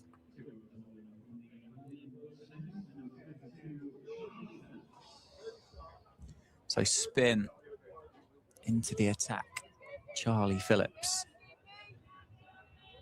So carbon copy blueprint of what we saw in the opening innings. Over of seam and over of finger spin. It's over the offside. That's a great shot. 4 runs for Gemma Marriott. Welcome to the contest. Beautifully played. Yeah, that's a great shot. It was a calculated risk, wasn't it? Hitting it in the air, but took it early, kept her shape really, really well. I enjoyed that. It was a nice bit of cricket. I wonder how many times a second over of any game will have been bowled by for each team, will have been bowled by an off-spinner called Phillips. Oh, there you go. Never, I would have thought. It's a good bit of stato. we need a Benedict, don't we? We do. Oh, that's very, very nicely bowled. It's got the length right there. Just held it back a fraction. Bamboozled Gemma Marriott with that delivery. It's an underused word, isn't it? It is. I'm going to get it in a few times today for that now. Short ball pulled away, dragged down from the off spinner and helped on its way with some muscle from Marriott. Another boundary.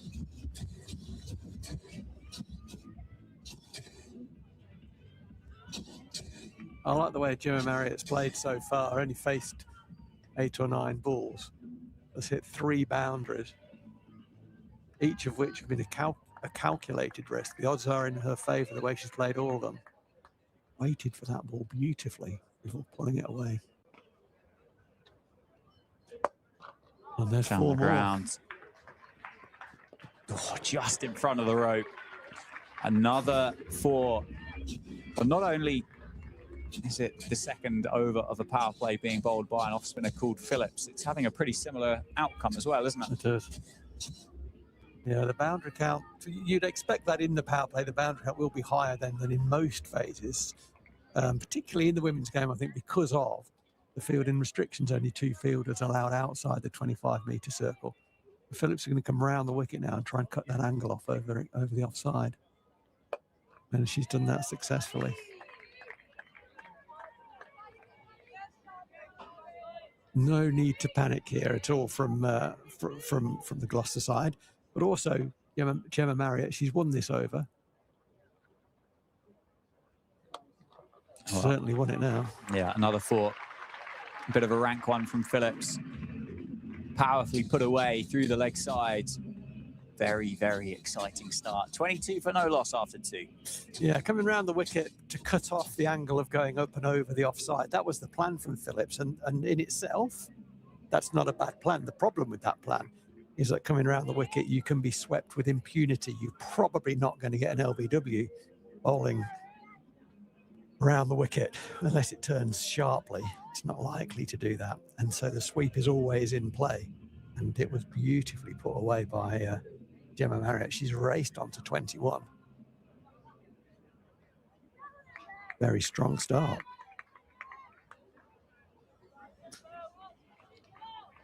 So Belcher's going to get another over. And I think that's not a bad plan. The slip is out now.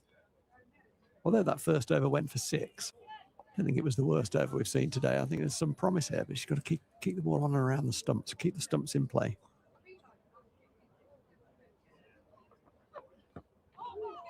Good Yorker. No appeal for an RBW. So just a little bit too straight.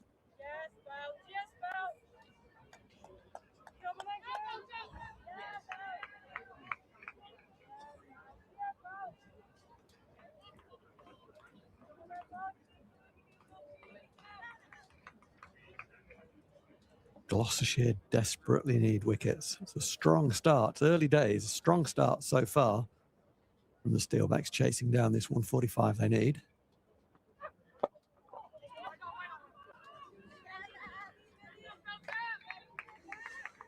It's interesting to watch them, having only faced 3 balls.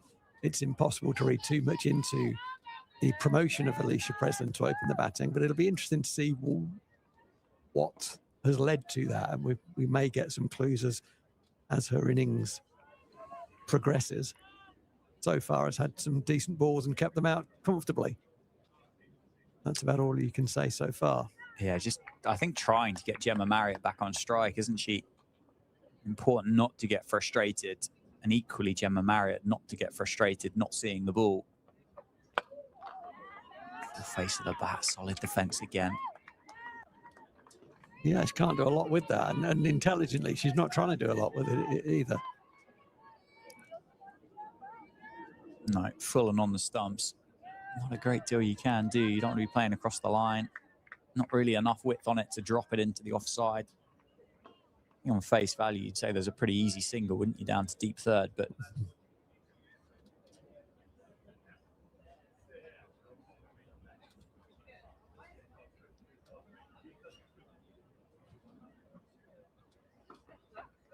that one is down the leg side, and they will scamper and steal a leg by. Good run, that. Very good. Marriott wants to be on strike.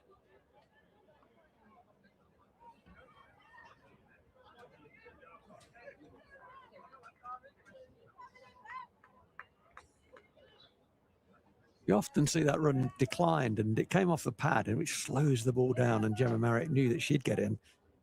It was a question whether her partner, Alicia Preston, would respond, and she did.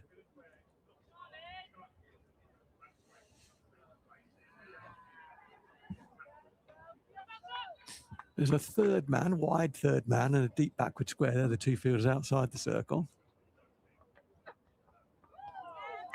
Keeps a little bit low outside off stump for the first time today. We saw the spinners getting a little bit of extra bounce, didn't we? First one's really misbehaved off the seamer. Very good over so far. 5 balls in, just the leg by.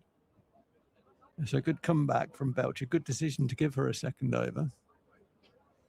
Yeah, it feels a day for a captain's innings here, doesn't it, from Gemma Marriott? Very much so. Potentially looking for the single here to try and keep the strike on the leg side. So we'll get another go. Good take. Tumbling take from the Gloucestershire wicketkeeper. What do you think to the yellow shirts? Are you a fan? Quite like them, actually. Yeah, I thought you'd like them. There's a bit of like a...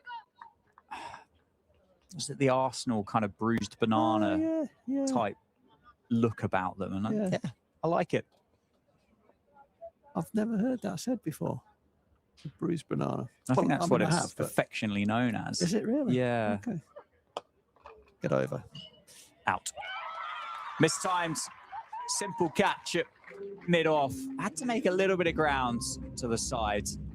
Gemma Marriott showing a sign of frustration. It was a very, very good over from Gloucestershire. Conceded essentially nothing. Marriott starved of the strike at the non-striker's end, wanting to make an impact, wanting to get this game and run chase done as quick as possible to make the best use of a net run rate, and falls in the power play trying to take the bowler down the ground for 4. The previous boundaries that Gemma Marriott hit, and there were 5 of them, all had an element of calculated risk, but the risk was on her side, you know, and she picked the right ball. Let's put it that way. That one wasn't the right ball. Her arms were fully extended. It came off the bottom of the bat, and she was going aerial. So anything other than the middle of the bat, and that was likely to be out. It didn't hit the middle of the bat, and it's really a massive wicket for Gloucestershire. The score is 24 for 1. And Gemma Marriott was the only person who scored any runs off the bat. So we've got 2 batters in on 0. And that's just absolutely gold dust for Gloucestershire. So I think a little bit of a poor decision. We talked about problem solving earlier and how well Amelia Monday and others, Mega Hearn as well, did that during the Gloucester innings. And that was a problem of her own making there for Gemma Marriott. A very promising innings cut too short. Agreed. Mabel Reid in at number 3. Sorry, Amelia Kemp in at number 3 with Alicia Pressland, as you say, both yet to get off the mark. Handy edge, handy runs, 4 of them. Not fully in control. I don't think Pressland would have wanted it to have gone that fine, but it doesn't matter. You get over the line here today. No one's going to remember a streaky outside edge for 4 to get off the mark. The slip drive for 4. Yeah, no third man. So fast is the outfield that the fielder, who is at a sort of 45-degree angle there on the third man line, had no chance. It did go very fine. Went through about second slip.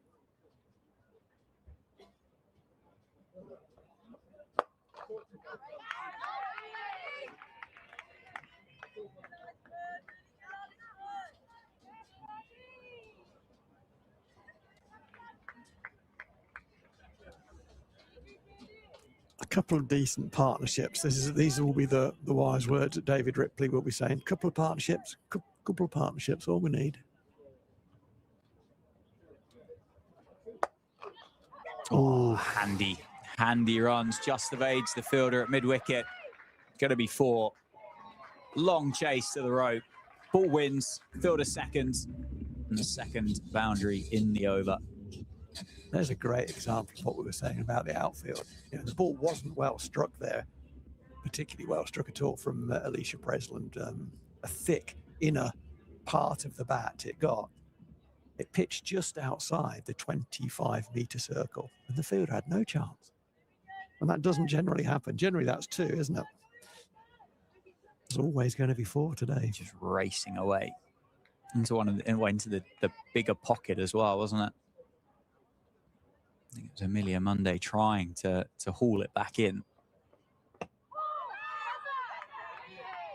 think there's a run there. Well, based on one that we saw earlier today, that one at least left the cut strip, didn't it? It did. But as a non-striker there, if anyone is listening who hasn't played a great deal, as a non-striker, you're quite entitled to run over the top of the ball there. If you do that, a fielder can't get to the ball and you get your single pretty quickly. Pretty easily, I should say. Down the ground. Smashed. Muscle. Power from Pressland. Clobbered why down she's the there. ground. Yeah. It's a good strike. I don't know the full detail of this in terms of the ins and outs and the intricacies, but I am aware that not only do the Steelbacks have to win this game, they have to win it with a good Well, run, I've got some knowledge. Oh, come on, because we've got Liam watching. He's working down with Kent at the moment, and all eyes from Kent County Cricket Club watching this game. So thank you for joining us on the stream. But they've got an eye on this game as well, because they need confirmation of the Steelbacks scoring. I think 116, looking at the numbers here. So yes, Steelbacks would still require Middlesex to lose to Sussex later today, assuming the Steelbacks were to win today, and then would need to increase their net run rate to go above Middlesex. So Okay. that's from Liam. So thank you very much, Liam. Appreciate your analytical brains for us. He can't give us a number because it's dependent on what Middlesex do, right? Yeah, precisely. Okay. Yeah, okay, understood. So a few eyes down in the southeast watching this game here at the Cinch County ground. And the Steelbacks, as we've now learnt, well, they need to get on with it and then still rely on another result elsewhere, if, of course, they can get this done. 36 for 1 after 4. Seem to continue. Caitlin Belcher to continue. Short ball, well played, but it is just going to be 1. Love that. Bang it in. Any finer, that would have been 4. It would have been 4. I think, yeah, she hit it too well almost. But I like to see that. It's the first sort of attempted short ball we've seen. And why not? New batter in. As it happened, Amelia Kemp played it very, very comfortably. But no worries in having a look upstairs. Why not? Yeah, welcome to the contest. Short ball pulled away. Great shot. That is a great shot. Wow. Outside off stump. That one wasn't particularly short, was it? It wasn't. And Presslin just on the back foot pivot pokes it round the corner for 4. So hard to hit that ball there. So as hard as she did, as from the minute it left the bat, it was always going to be 4. There was no outfield tax helping that one, as it sort of skidded off the wicket at her. A low, quite a short girl, low centre of gravity, hit that really firmly. Well played. Does Belcher respond with? Up in the air. Oh. Should be out. Keeper, bowler, taken. Wow. Brilliant. Wow. Brilliant caught and bowled by Caitlin Belcher. Name on it.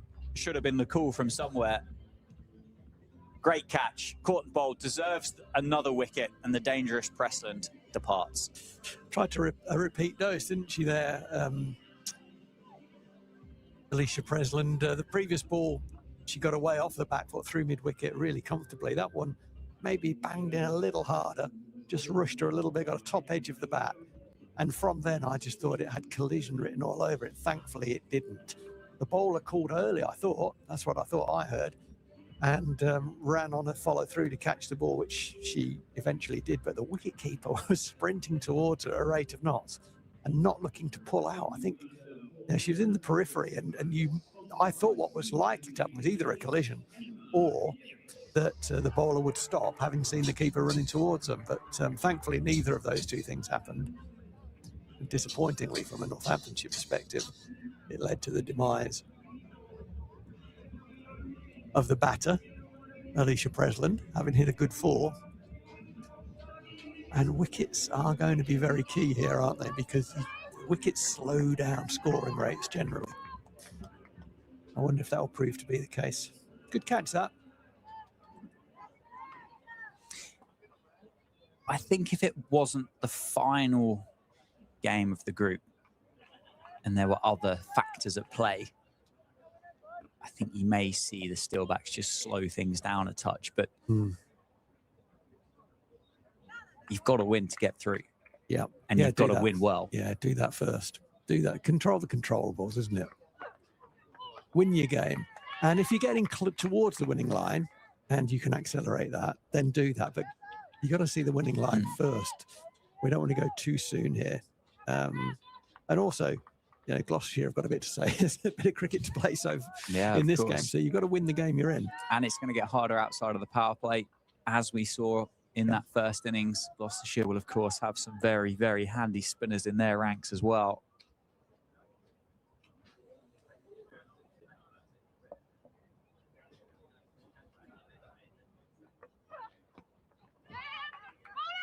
Excellent single. Always going to be always going to be a single. Just fell in its short leg. One taken. Emma Gibbs, the new batter in at number 4, joins Amelia Kemp.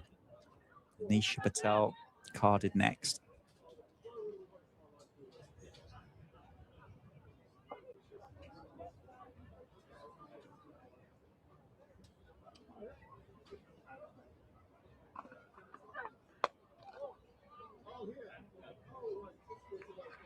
End of another over. Another successful one for Caitlin Belcher. 2 wickets now for the Gloucestershire seamer. 5 overs done in the innings. It's 42 for 2. Steelbacks require 103 from the remaining 90 deliveries. Yeah, both wickets that have fallen have been kind of pilot error, you would say, and not dissimilar at all. So an attempted lofted drive from Gemma Marriott, bottom of the bat, comfortably caught at mid-off, and then a kind of half pull there from Alicia Presland in that last over, top edge, caught and bowled. So both batters perishing in their attempt to get the ball away, and over the field.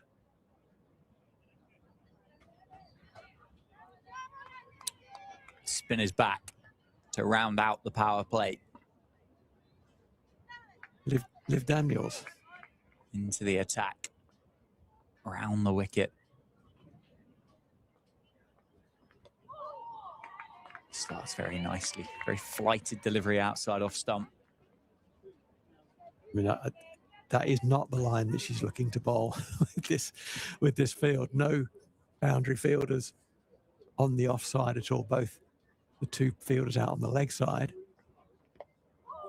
Hence the attempted reverse hit, which would have been far better off being an orthodox sweep, wouldn't it? Because the ball was actually sort of down the leg side, got some bat on it, which prevented the umpire to make a decision on wide or not. Probably wouldn't have been. Surely sweep is your best option here. There's no fielder on the leg side boundary that can stop a sweep. One taken to Emily Monday, and I think she would be the cricketer that you'd want to take a leaf out of as a bit of inspiration. Use the crease.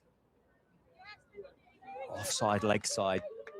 Bring that area down towards deep backward square into play. Half a bat on it and a yard either side of those two fielders, and you've got 4. Big appeal for LBW, close given. LBW, immediate impact for Daniels. End of the power play, and another wicket falls. 3 Steelbacks batters depart inside the power play in this run chase. Emma Gibbs guilty of playing across the line. Only it looked to me like she was trying to work a single, while the safe single was down to long on, and she could have played a very straight bat at that. And you're not missing that ball. You may not middle it, but you're getting some bat on it if you play with a straight bat down to that fielder on the boundary. But for reasons that she's probably now asking herself, tried to work it into mid-wicket. There is a fielder on the mid-wicket boundary, so she's only getting 1 for that. It was a bit quicker, I think, a little bit flatter. Nicely bowled by Liv Daniels. The only question for the umpire would have been, did it pitch in line? It was pretty full. The umpire decided it did, and it was likely to be going on to hit the stumps. That always looked likely. It was just really where it pitched, but straight enough. And 3 wickets within the power play. That's the thing that could well derail this run chase. Yeah, 3 in the power play is not the optimum start, is it? It isn't.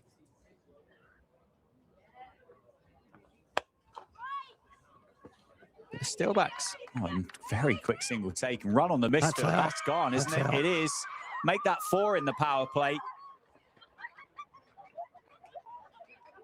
That cricket cliche, don't run on the misfields. The ball was palmed in front of the fielder and didn't go particularly far away. 4 down. Excellent start to this for Gloucestershire. Yeah, and I mean, you got to say what you say, don't you? I was very, very impressed with Sims's cricket awareness. And when she was in the field and bowling in particular, I mentioned it a couple of times on the commentary. Great body language, and so I'm very positive, knew what she wanted to do, got her fielders in the right place. In terms of intent, hit the ball hard at mid-off and run is a good intent. What she did there, she hit it pretty hard, but didn't set off immediately. It was only after the fumble that she set off. So there was no momentum. She had to get going, get the motor running.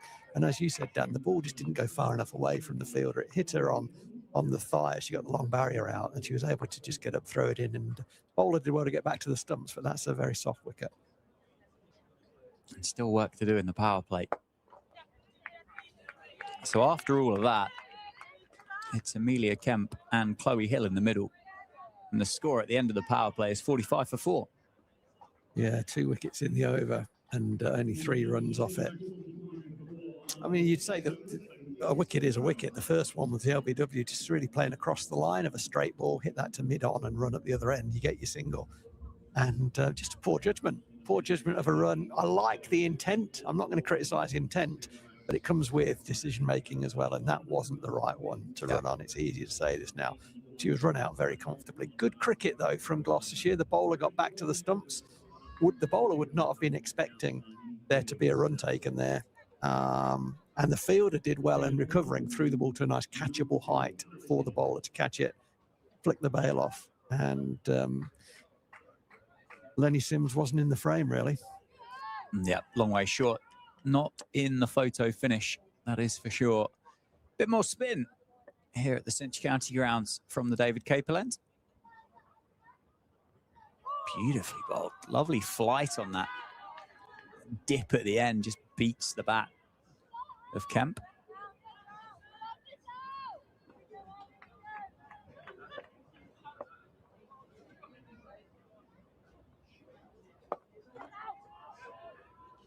Nicely fielded there at mid-off. The intent again, just off the mark.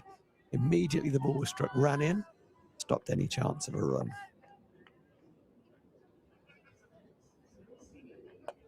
There's been quite a telling difference between the two sides here, isn't it? Gloucestershire were very, very proactive with taking those singles, but Steelbacks were quite happy to sit on the ring and wait for the ball to get there. Yeah.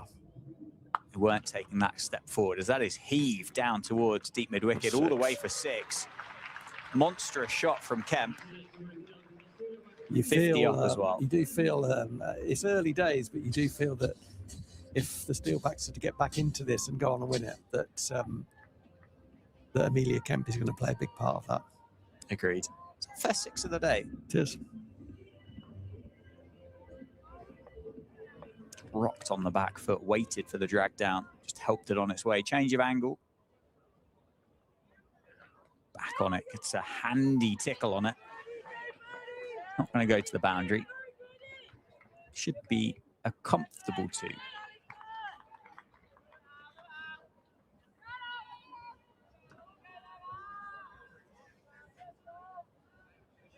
So 8 off the over, 8 off the first 5 balls. Knock it into a hole and take the single now. There you go. That's well played. That makes me happy. Good old school cricket. Good cricket etiquette. Love that. End of the over, single taken. 54 for 4. I was looking forward to there being strike rotation during that over, because then there would have been a hill at both ends. Yes. Some geographical joke. Probably. Somewhere. Yeah, I'll work on that. It might happen yet. Liv Daniels is going to continue from the Lynn Wilson centre end on a nice first over. Just 3 off it. Single taken. Hill very quick. What you spent a lot of time working alongside David Ripley, head coach of the Steelbacks here. What would his kind of setup of this game had been, knowing the criteria of what maybe needed to happen here, how quickly things might have needed to have happened, the fact that it might all be out of the control? Like, what would that messaging have been before this game had started? Yeah, that's a good question. So Rips will have wanted to keep pressure off players, and he'd have been saying, win the game we're in. If we get somewhere near the line and we can see it's inside, we might put the foot down.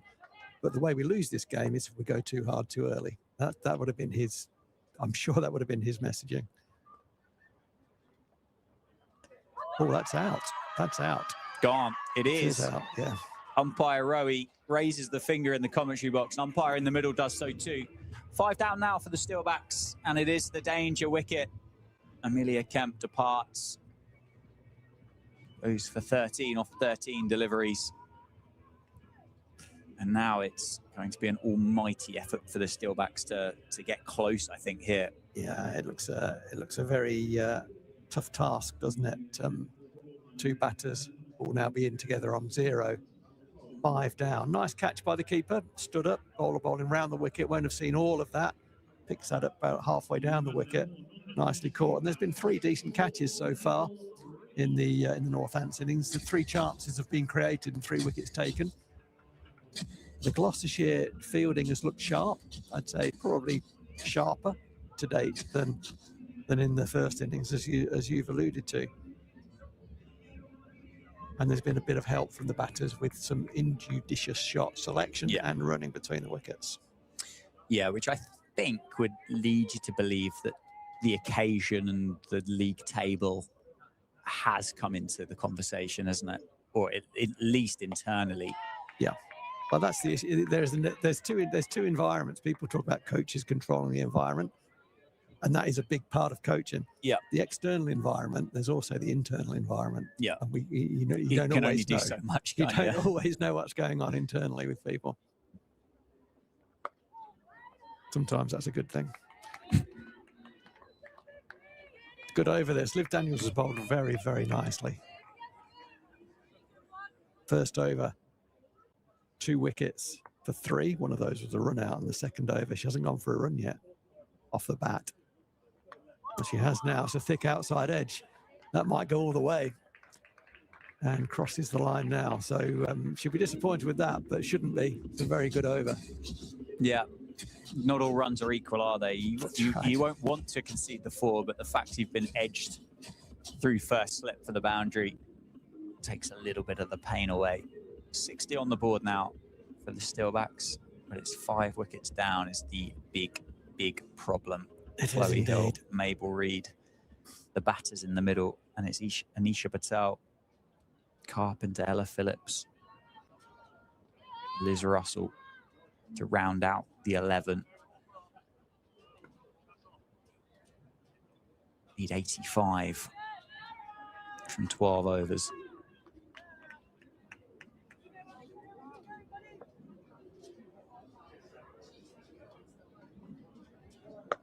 Full toss swept away powerfully. Just be one though. Fielders set in the right places down on that leg side boundary.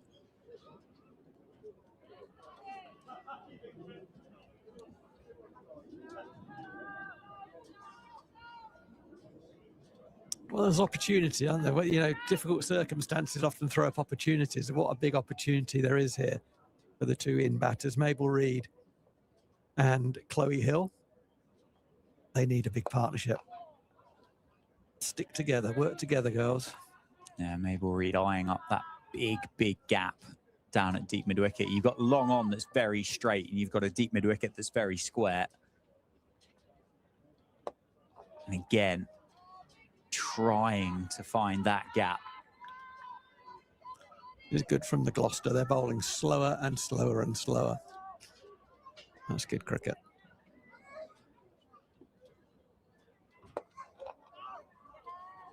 Three-dot balls. 3 dots, Dan. What happens after 3 dots? Well, I would say something extravagant, but I feel like I've seen something extravagant from Mabel Reid for the 3-dot balls. So I suspect more of the same. There is more of the same. Gets the connection this time. Tries to beat the fielder, who does really well. Yeah. Covers the ground very quickly, and it is just 1. I've been impressed with Gloucester fielding and the bowling as well.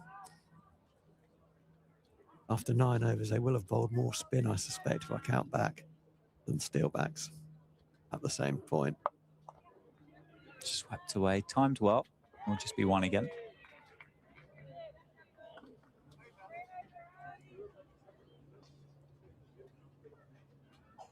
So after 9 overs, Steelbacks are 63 for 5. At the same time, Gloucester were 72 for 2. So about 10 runs ahead, but also 3 wickets less down.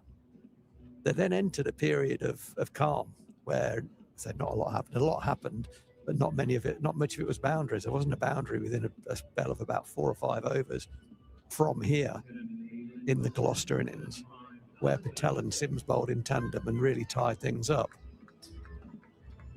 That can't, with a 10-run deficit, the Steelbacks can't afford for that to happen. So singles, get yourselves in with this outfield. You play for singles, sometimes that turns into 2s, and you can get definitely some of those will turn into 4s, rather than just trying to catch up by almost losing your shape, trying to hit too many boundaries. Yeah, and the beauty of restricting Gloucestershire to 144 is, yes, 5 wickets down, but not out of the game. Not out of the game at all. It's 82 required at less than 7.5 and over. So a run of ball for a period of time keeps you in a game, doesn't it? Definitely. With a bit of acceleration at the end. You might not end up Absolutely. with the run rate that you need, and you might not end up with the result on the South Coast that you need either, but it keeps you in the game. It does. That's dead right. Take it deep. Now, that's the message going to be coming out from the dugout. Take it deep, which means these two get stuck in. Or, that'll help. Alternatively, keep your foot down. Edge it for 4. Mabel Reid, nick it through what would be the slip cordon for another 4. They all count. They all count. Do you see the ball go there a heck of a lot, don't you? I think to Reid in particular, you'd be looking to move, the captain herself, isn't it? I think at wide and short third, you're looking to go a bit finer, maybe even protect the boundary. That's going to beat the keeper, run away for at least 1. Reid comes back for the 2nd. Good running.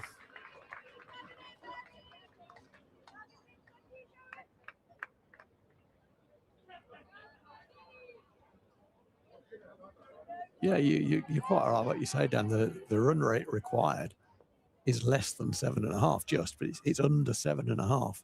It's just that they've got to do it for the best part of 10 overs.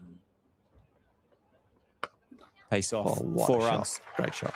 Waited for it, picked it, punished it. Another boundary. That one much more convincing from Mabel Reid through the covers. That was a beautiful cricket shot, well played. Don't want to detract from that because that was one of the best shots we've seen today. And struck very, very firmly. Very orthodox cricket shot. From a sort of a bowling perspective, no need to try and bowl a variation at that point. Just keep it very simple. Keep the stumps in play. Keep trying to hit the bails at this stage. Bowl your best ball for as long as you can is a good adage.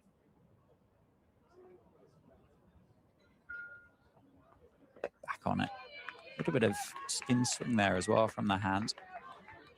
Just 1. Good over here for the Steelbacks.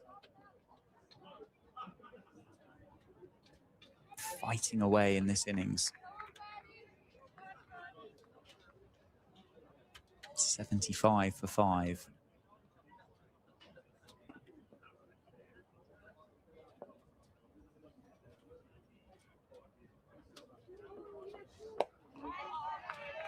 End of the over. Dot ball to finish. 75 for 5. Halfway stage. Steelbacks require 70 off the final 10 overs.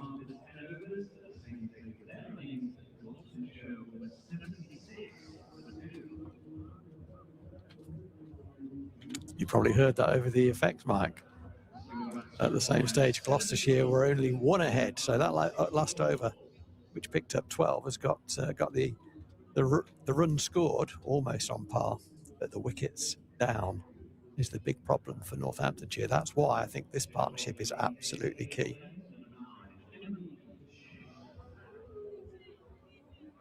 Be a change of bowling with Emily Geach coming in from the David Capel end. Keep her up, little seamers. 2 straight to start. Leg by stolen by Chloe Hill. Very well run.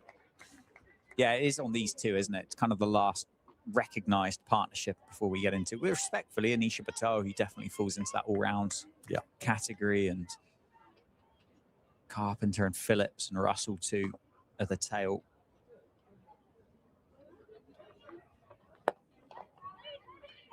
And Chloe Hill in particular has played a lot of cricket. So it'll be someone that you want in the middle in this kind of situation. Mabel Reid looks a little bit greener, I think, a little bit more attacking. But Hill, I'm sure, will be there to offer a senior and stabilising role, as that's nicely played through the offside. Well, I've learned one thing about Mabel Reid today, and that is she can play a beautiful cover drive. Hits the ball very hard.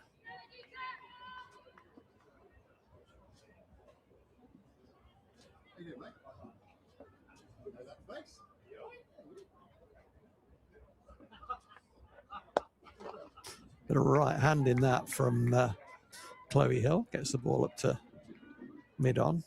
It's good. Looking to score off every ball.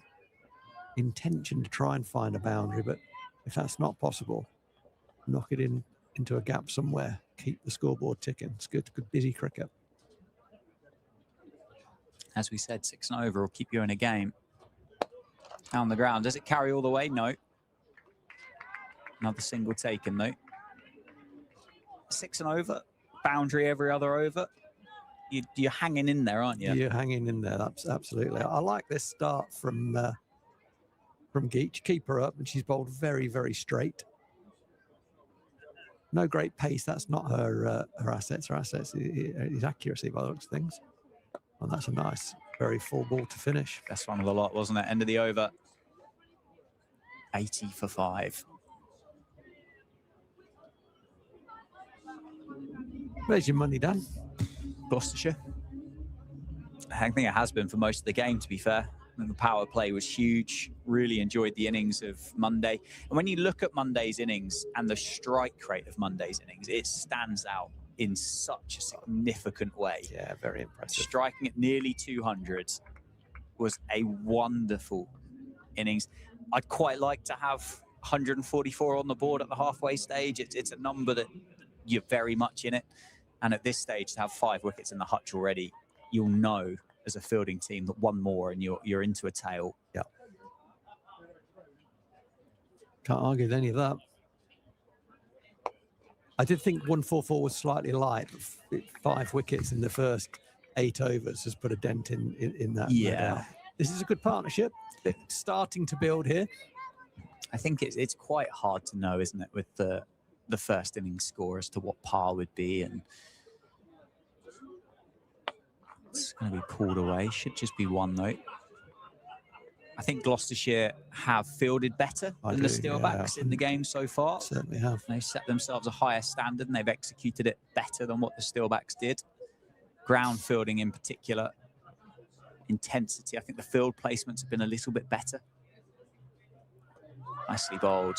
Appeal for a stumping. And I think the bowlers have bowled to their plans a bit better than what the Steelbacks did too. Yeah. Yeah, I agree. Yeah, the innings from Monday, that was classy. She looks a very, very good player. Down the ground. Bowler got her fingertip on it, so just going to be 1. It's when you look at it, you got, I won't name the names out here, but 22 off 19, 42 off 25, 6 off 12, 48 off 37, 5 off 11, and 15 off 16. Mm. And 48 off 37 is a good set of numbers. But 42 off 25 is stratospheric in comparison. Yeah, it very strongly influences the game, doesn't it, that innings?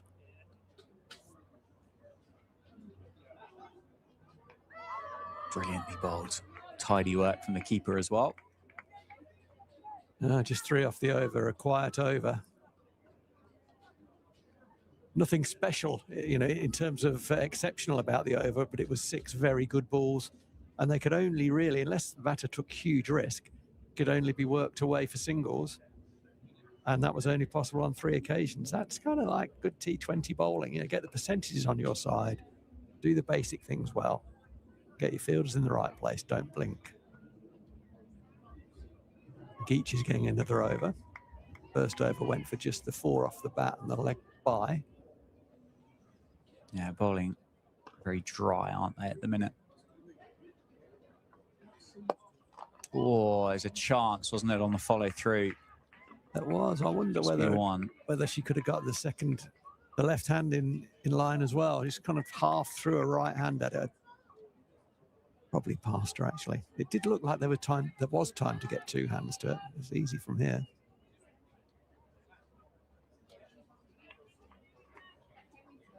One run taken, though.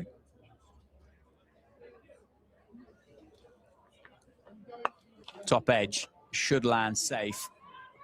But will only be, it's going to be, it's confusion, chance. Keeper's end, can they get it there? No. Wait. Oh, it's a 1 in the end. always 2. I think they both ran 44 yards, but only counts as 1. Yeah, and there wasn't a shout, was there, from to the bowler to get the ball to the keeper's end? Yeah. Because that's where the run out was. Mabel Reid was nowhere. 85 for 5. Down the grounds. Is it straight enough? No. It'll just be 1. And the pressure's building here on the Steelbacks. They need a boundary. There's something about the Gloucester, their whole out cricket, if I could call it. That was an old-fashioned phrase, out cricket. But it looks well drilled. It looks well drilled. They're doing the basic things very, very well. Fielding looks on it.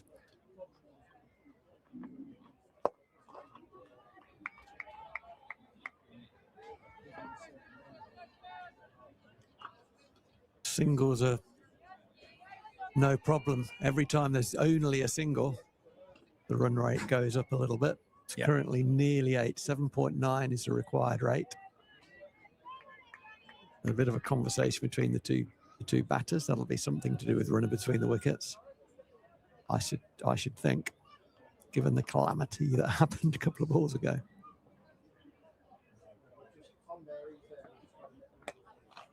It's going to be carved away and just be 1. Well, I think the conversation for the running between the wickets is, if you've got the ball to either side of the fielders and you can't find the boundaries at the moment, you've got to gamble on coming back for the seconds. I agree. And if you can get a couple of those in the over,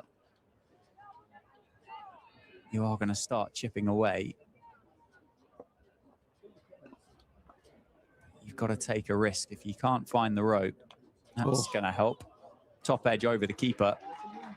4 runs. There is the boundary. Been a while since the last one. Maybe a bit fortuitous. End of the over. Into the 90s now. 92 for 5. 53 required from 42 deliveries. Yeah, and Steelbacks actually ahead of where Gloucester were in terms of runs. Ahead by 3 at this stage. It was a good finish to the innings. As we said at the time, after 18 overs, a good strong finish from either side would put them ahead. The last 2 overs of the Gloucestershire innings went for 23. But currently, Steelbacks still in the hunt. They're not giving up. This has been a good partnership from Reid and Hill. It needs to continue for a few overs yet.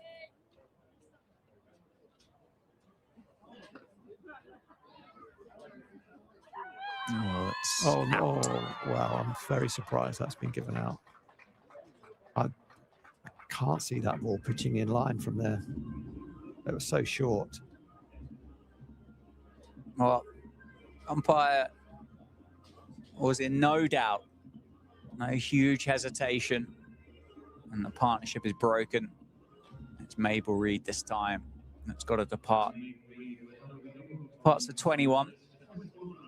Liz Russell, the next batter, and the Steelbacks are 6 down now. Yeah, we have technical issues here, so we won't get a straight-on replay of that. For me, that ball had to pitch quite a long way outside leg stump. That said, I'm not sure it's a great option from a slow, loopy off-spinner to reverse hit that. And the orthodox sweep would have been a far better option. You're going to get something on that. And you don't need a lot, as we know already. You don't need a lot on it for it to run away for 4. But that's the 6th Steelbacks wicket that falls. And I think with it, that's a big swing.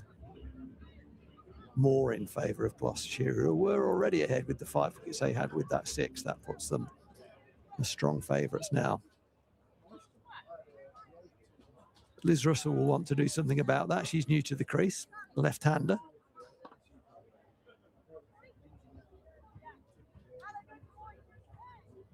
The fielders running here, there and everywhere, as we'll now have a right hand, left hand.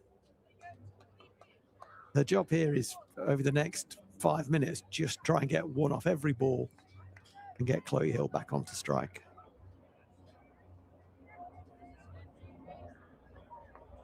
Yeah, build the partnership again.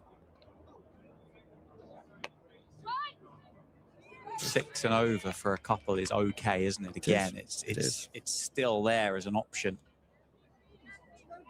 And if you need to go at 8s or 9s for the final couple. Anything can happen. It's very, very well bowled to start here against Liz Russell. Yeah, the Gloucestershire spinners have said, we are going to give you no pace.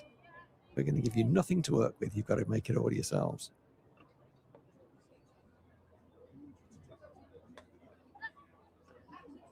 Two takes. Oh, it's a misfield, actually. Should come back for 2.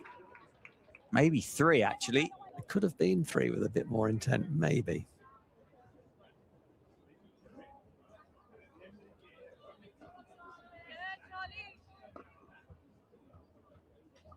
But again, it just shows how quick this outfield is. That ball would have run all the way to the boundary. Just slightly deflected is all it was. Bit of an inside edge. Gets just past the fielder.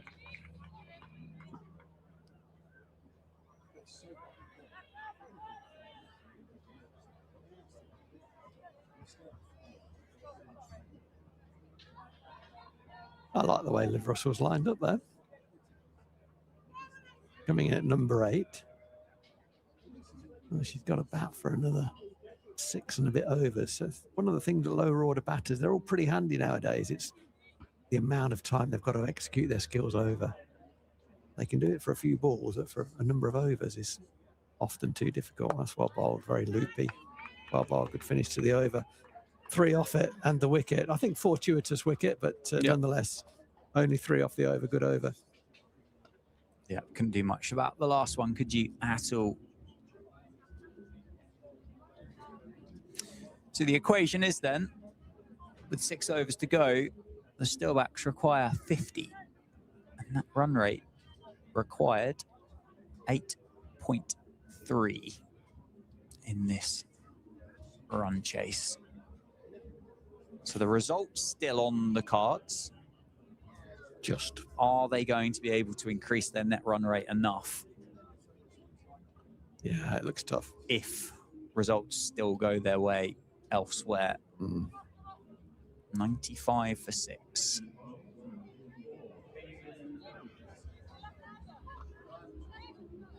They've gone back to pace on. There was a big discussion about who was going to bowl this this 15th over. It's gone to Caitlin Belcher.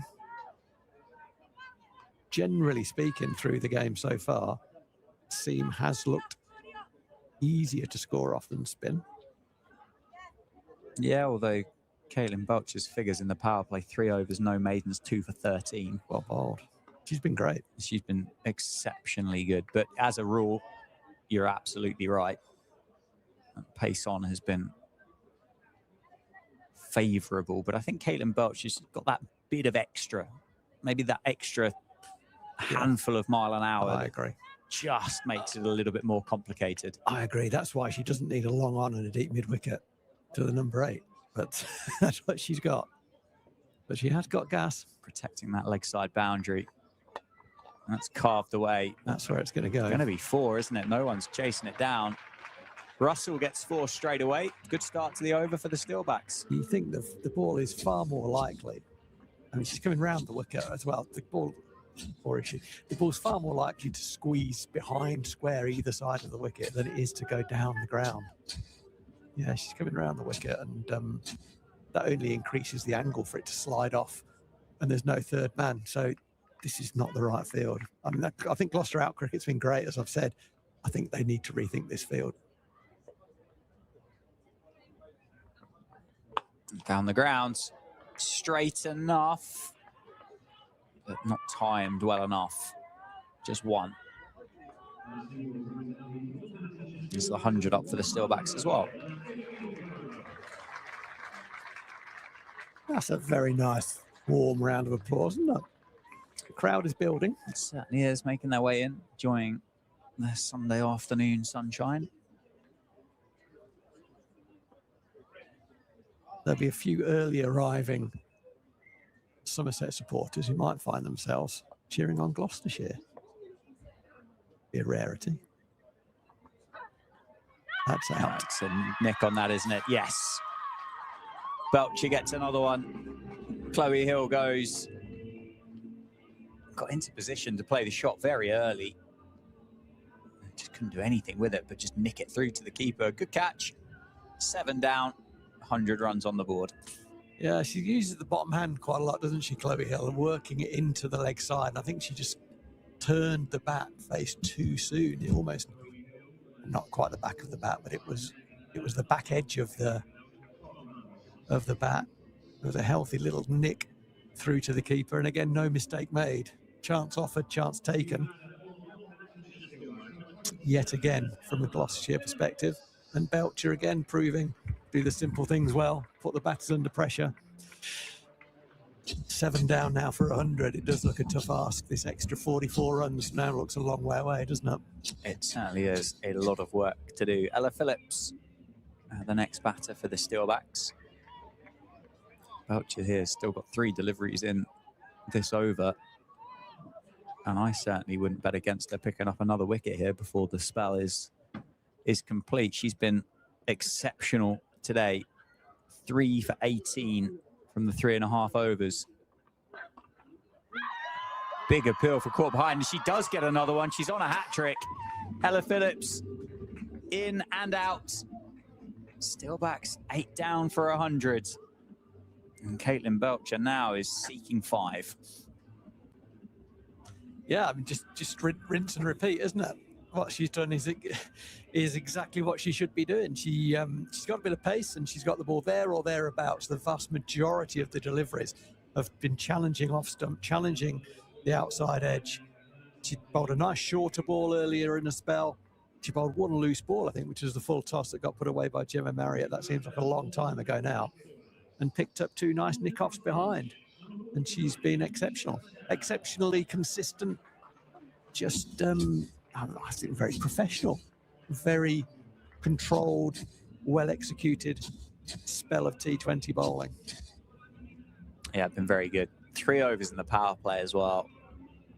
She hasn't got the protection from the field being spread. Deserves a slip, surely, for the hat-trick ball, having got 2 outside edges. Ooh. Get a slip in. You'd think so, wouldn't you? Get a slip in. Full and straight Yorker. Get the Yorker in. On a hat-trick. Caitlin Belcher for Gloucestershire. Hangs on that same line and length. This time, Steelbacks batter Anisha Patel unable to get a little bit more bat on it than her 2 teammates earlier this over. That looks very accomplished from Anisha Patel then. No. Solid. Nice. Dig in. Mm.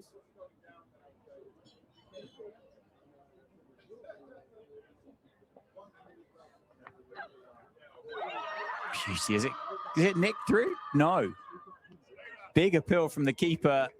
Bowler didn't really believe it, did she? No. She went up late, optimistically late, but an excellent spell. 4 for 18 for Caitlin Belcher from the 4 overs for the Gloucestershire seamer. Brilliant work. Ripped the heart out of that top order for the Steelbacks.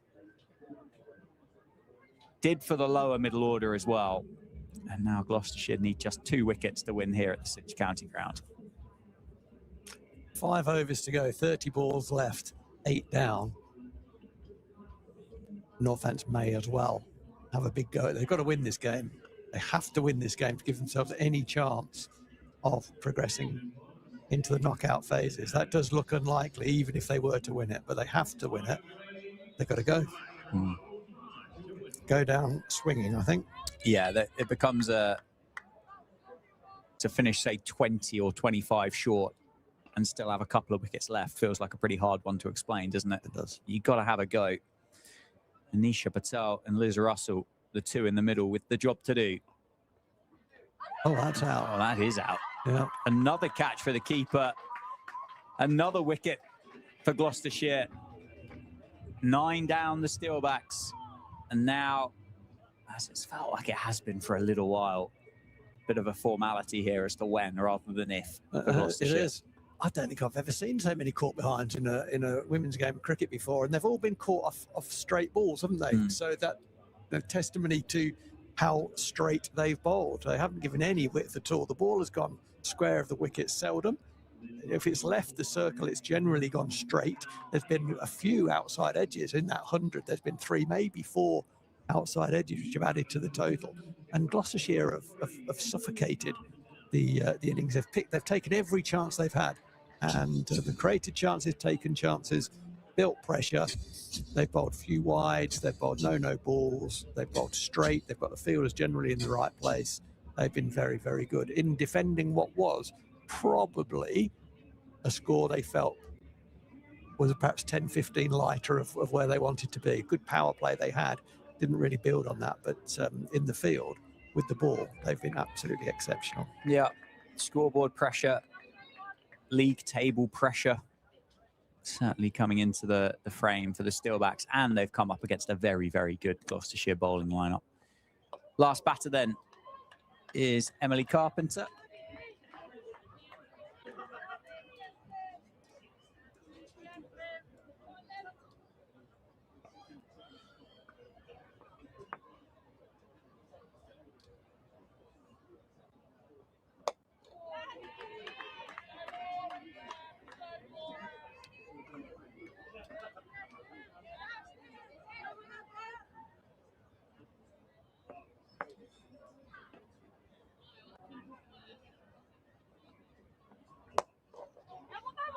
Nicely struck down the grounds. Just one. Carpenter off the mark.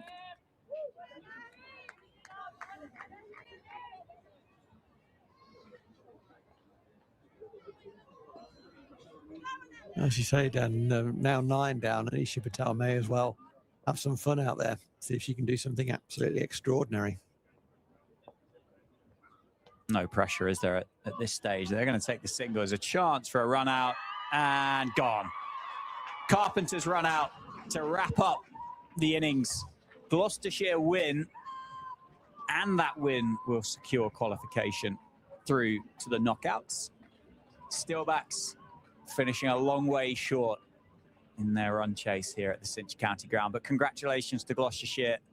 Thoroughly outplayed during the course of this T20 this morning and in the early afternoon. Well-deserved winners. Yeah, unfortunately, that last wicket for me kind of summed up the run chase. It was confused. A ball hit straight to the fielder who's 18 yards away from the stumps, and a run attempted and a run not achieved. But good execution of the fielding skill again from Gloucestershire, who I think they were just too good. They were too good with the ball and in the field.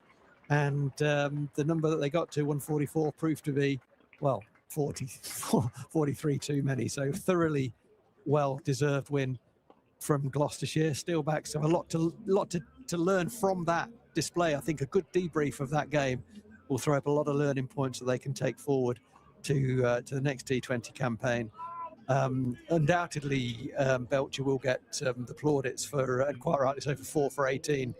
And that was very, very good. But with the bat, Amelia Munday played a fantastic innings up front, which probably set the tone for the rest of what happened. Her 42 was exceptional in a low-scoring game. So I've enjoyed the game at thoroughly well-beaten Steelbacks, and congratulations to Gloucestershire. Absolutely right. Well summed up. Thank you, folks, for joining us this morning on Steelbacks TV. We'll be back at 3:30 this afternoon as the Steelbacks take on Somerset in the Vitality Blast.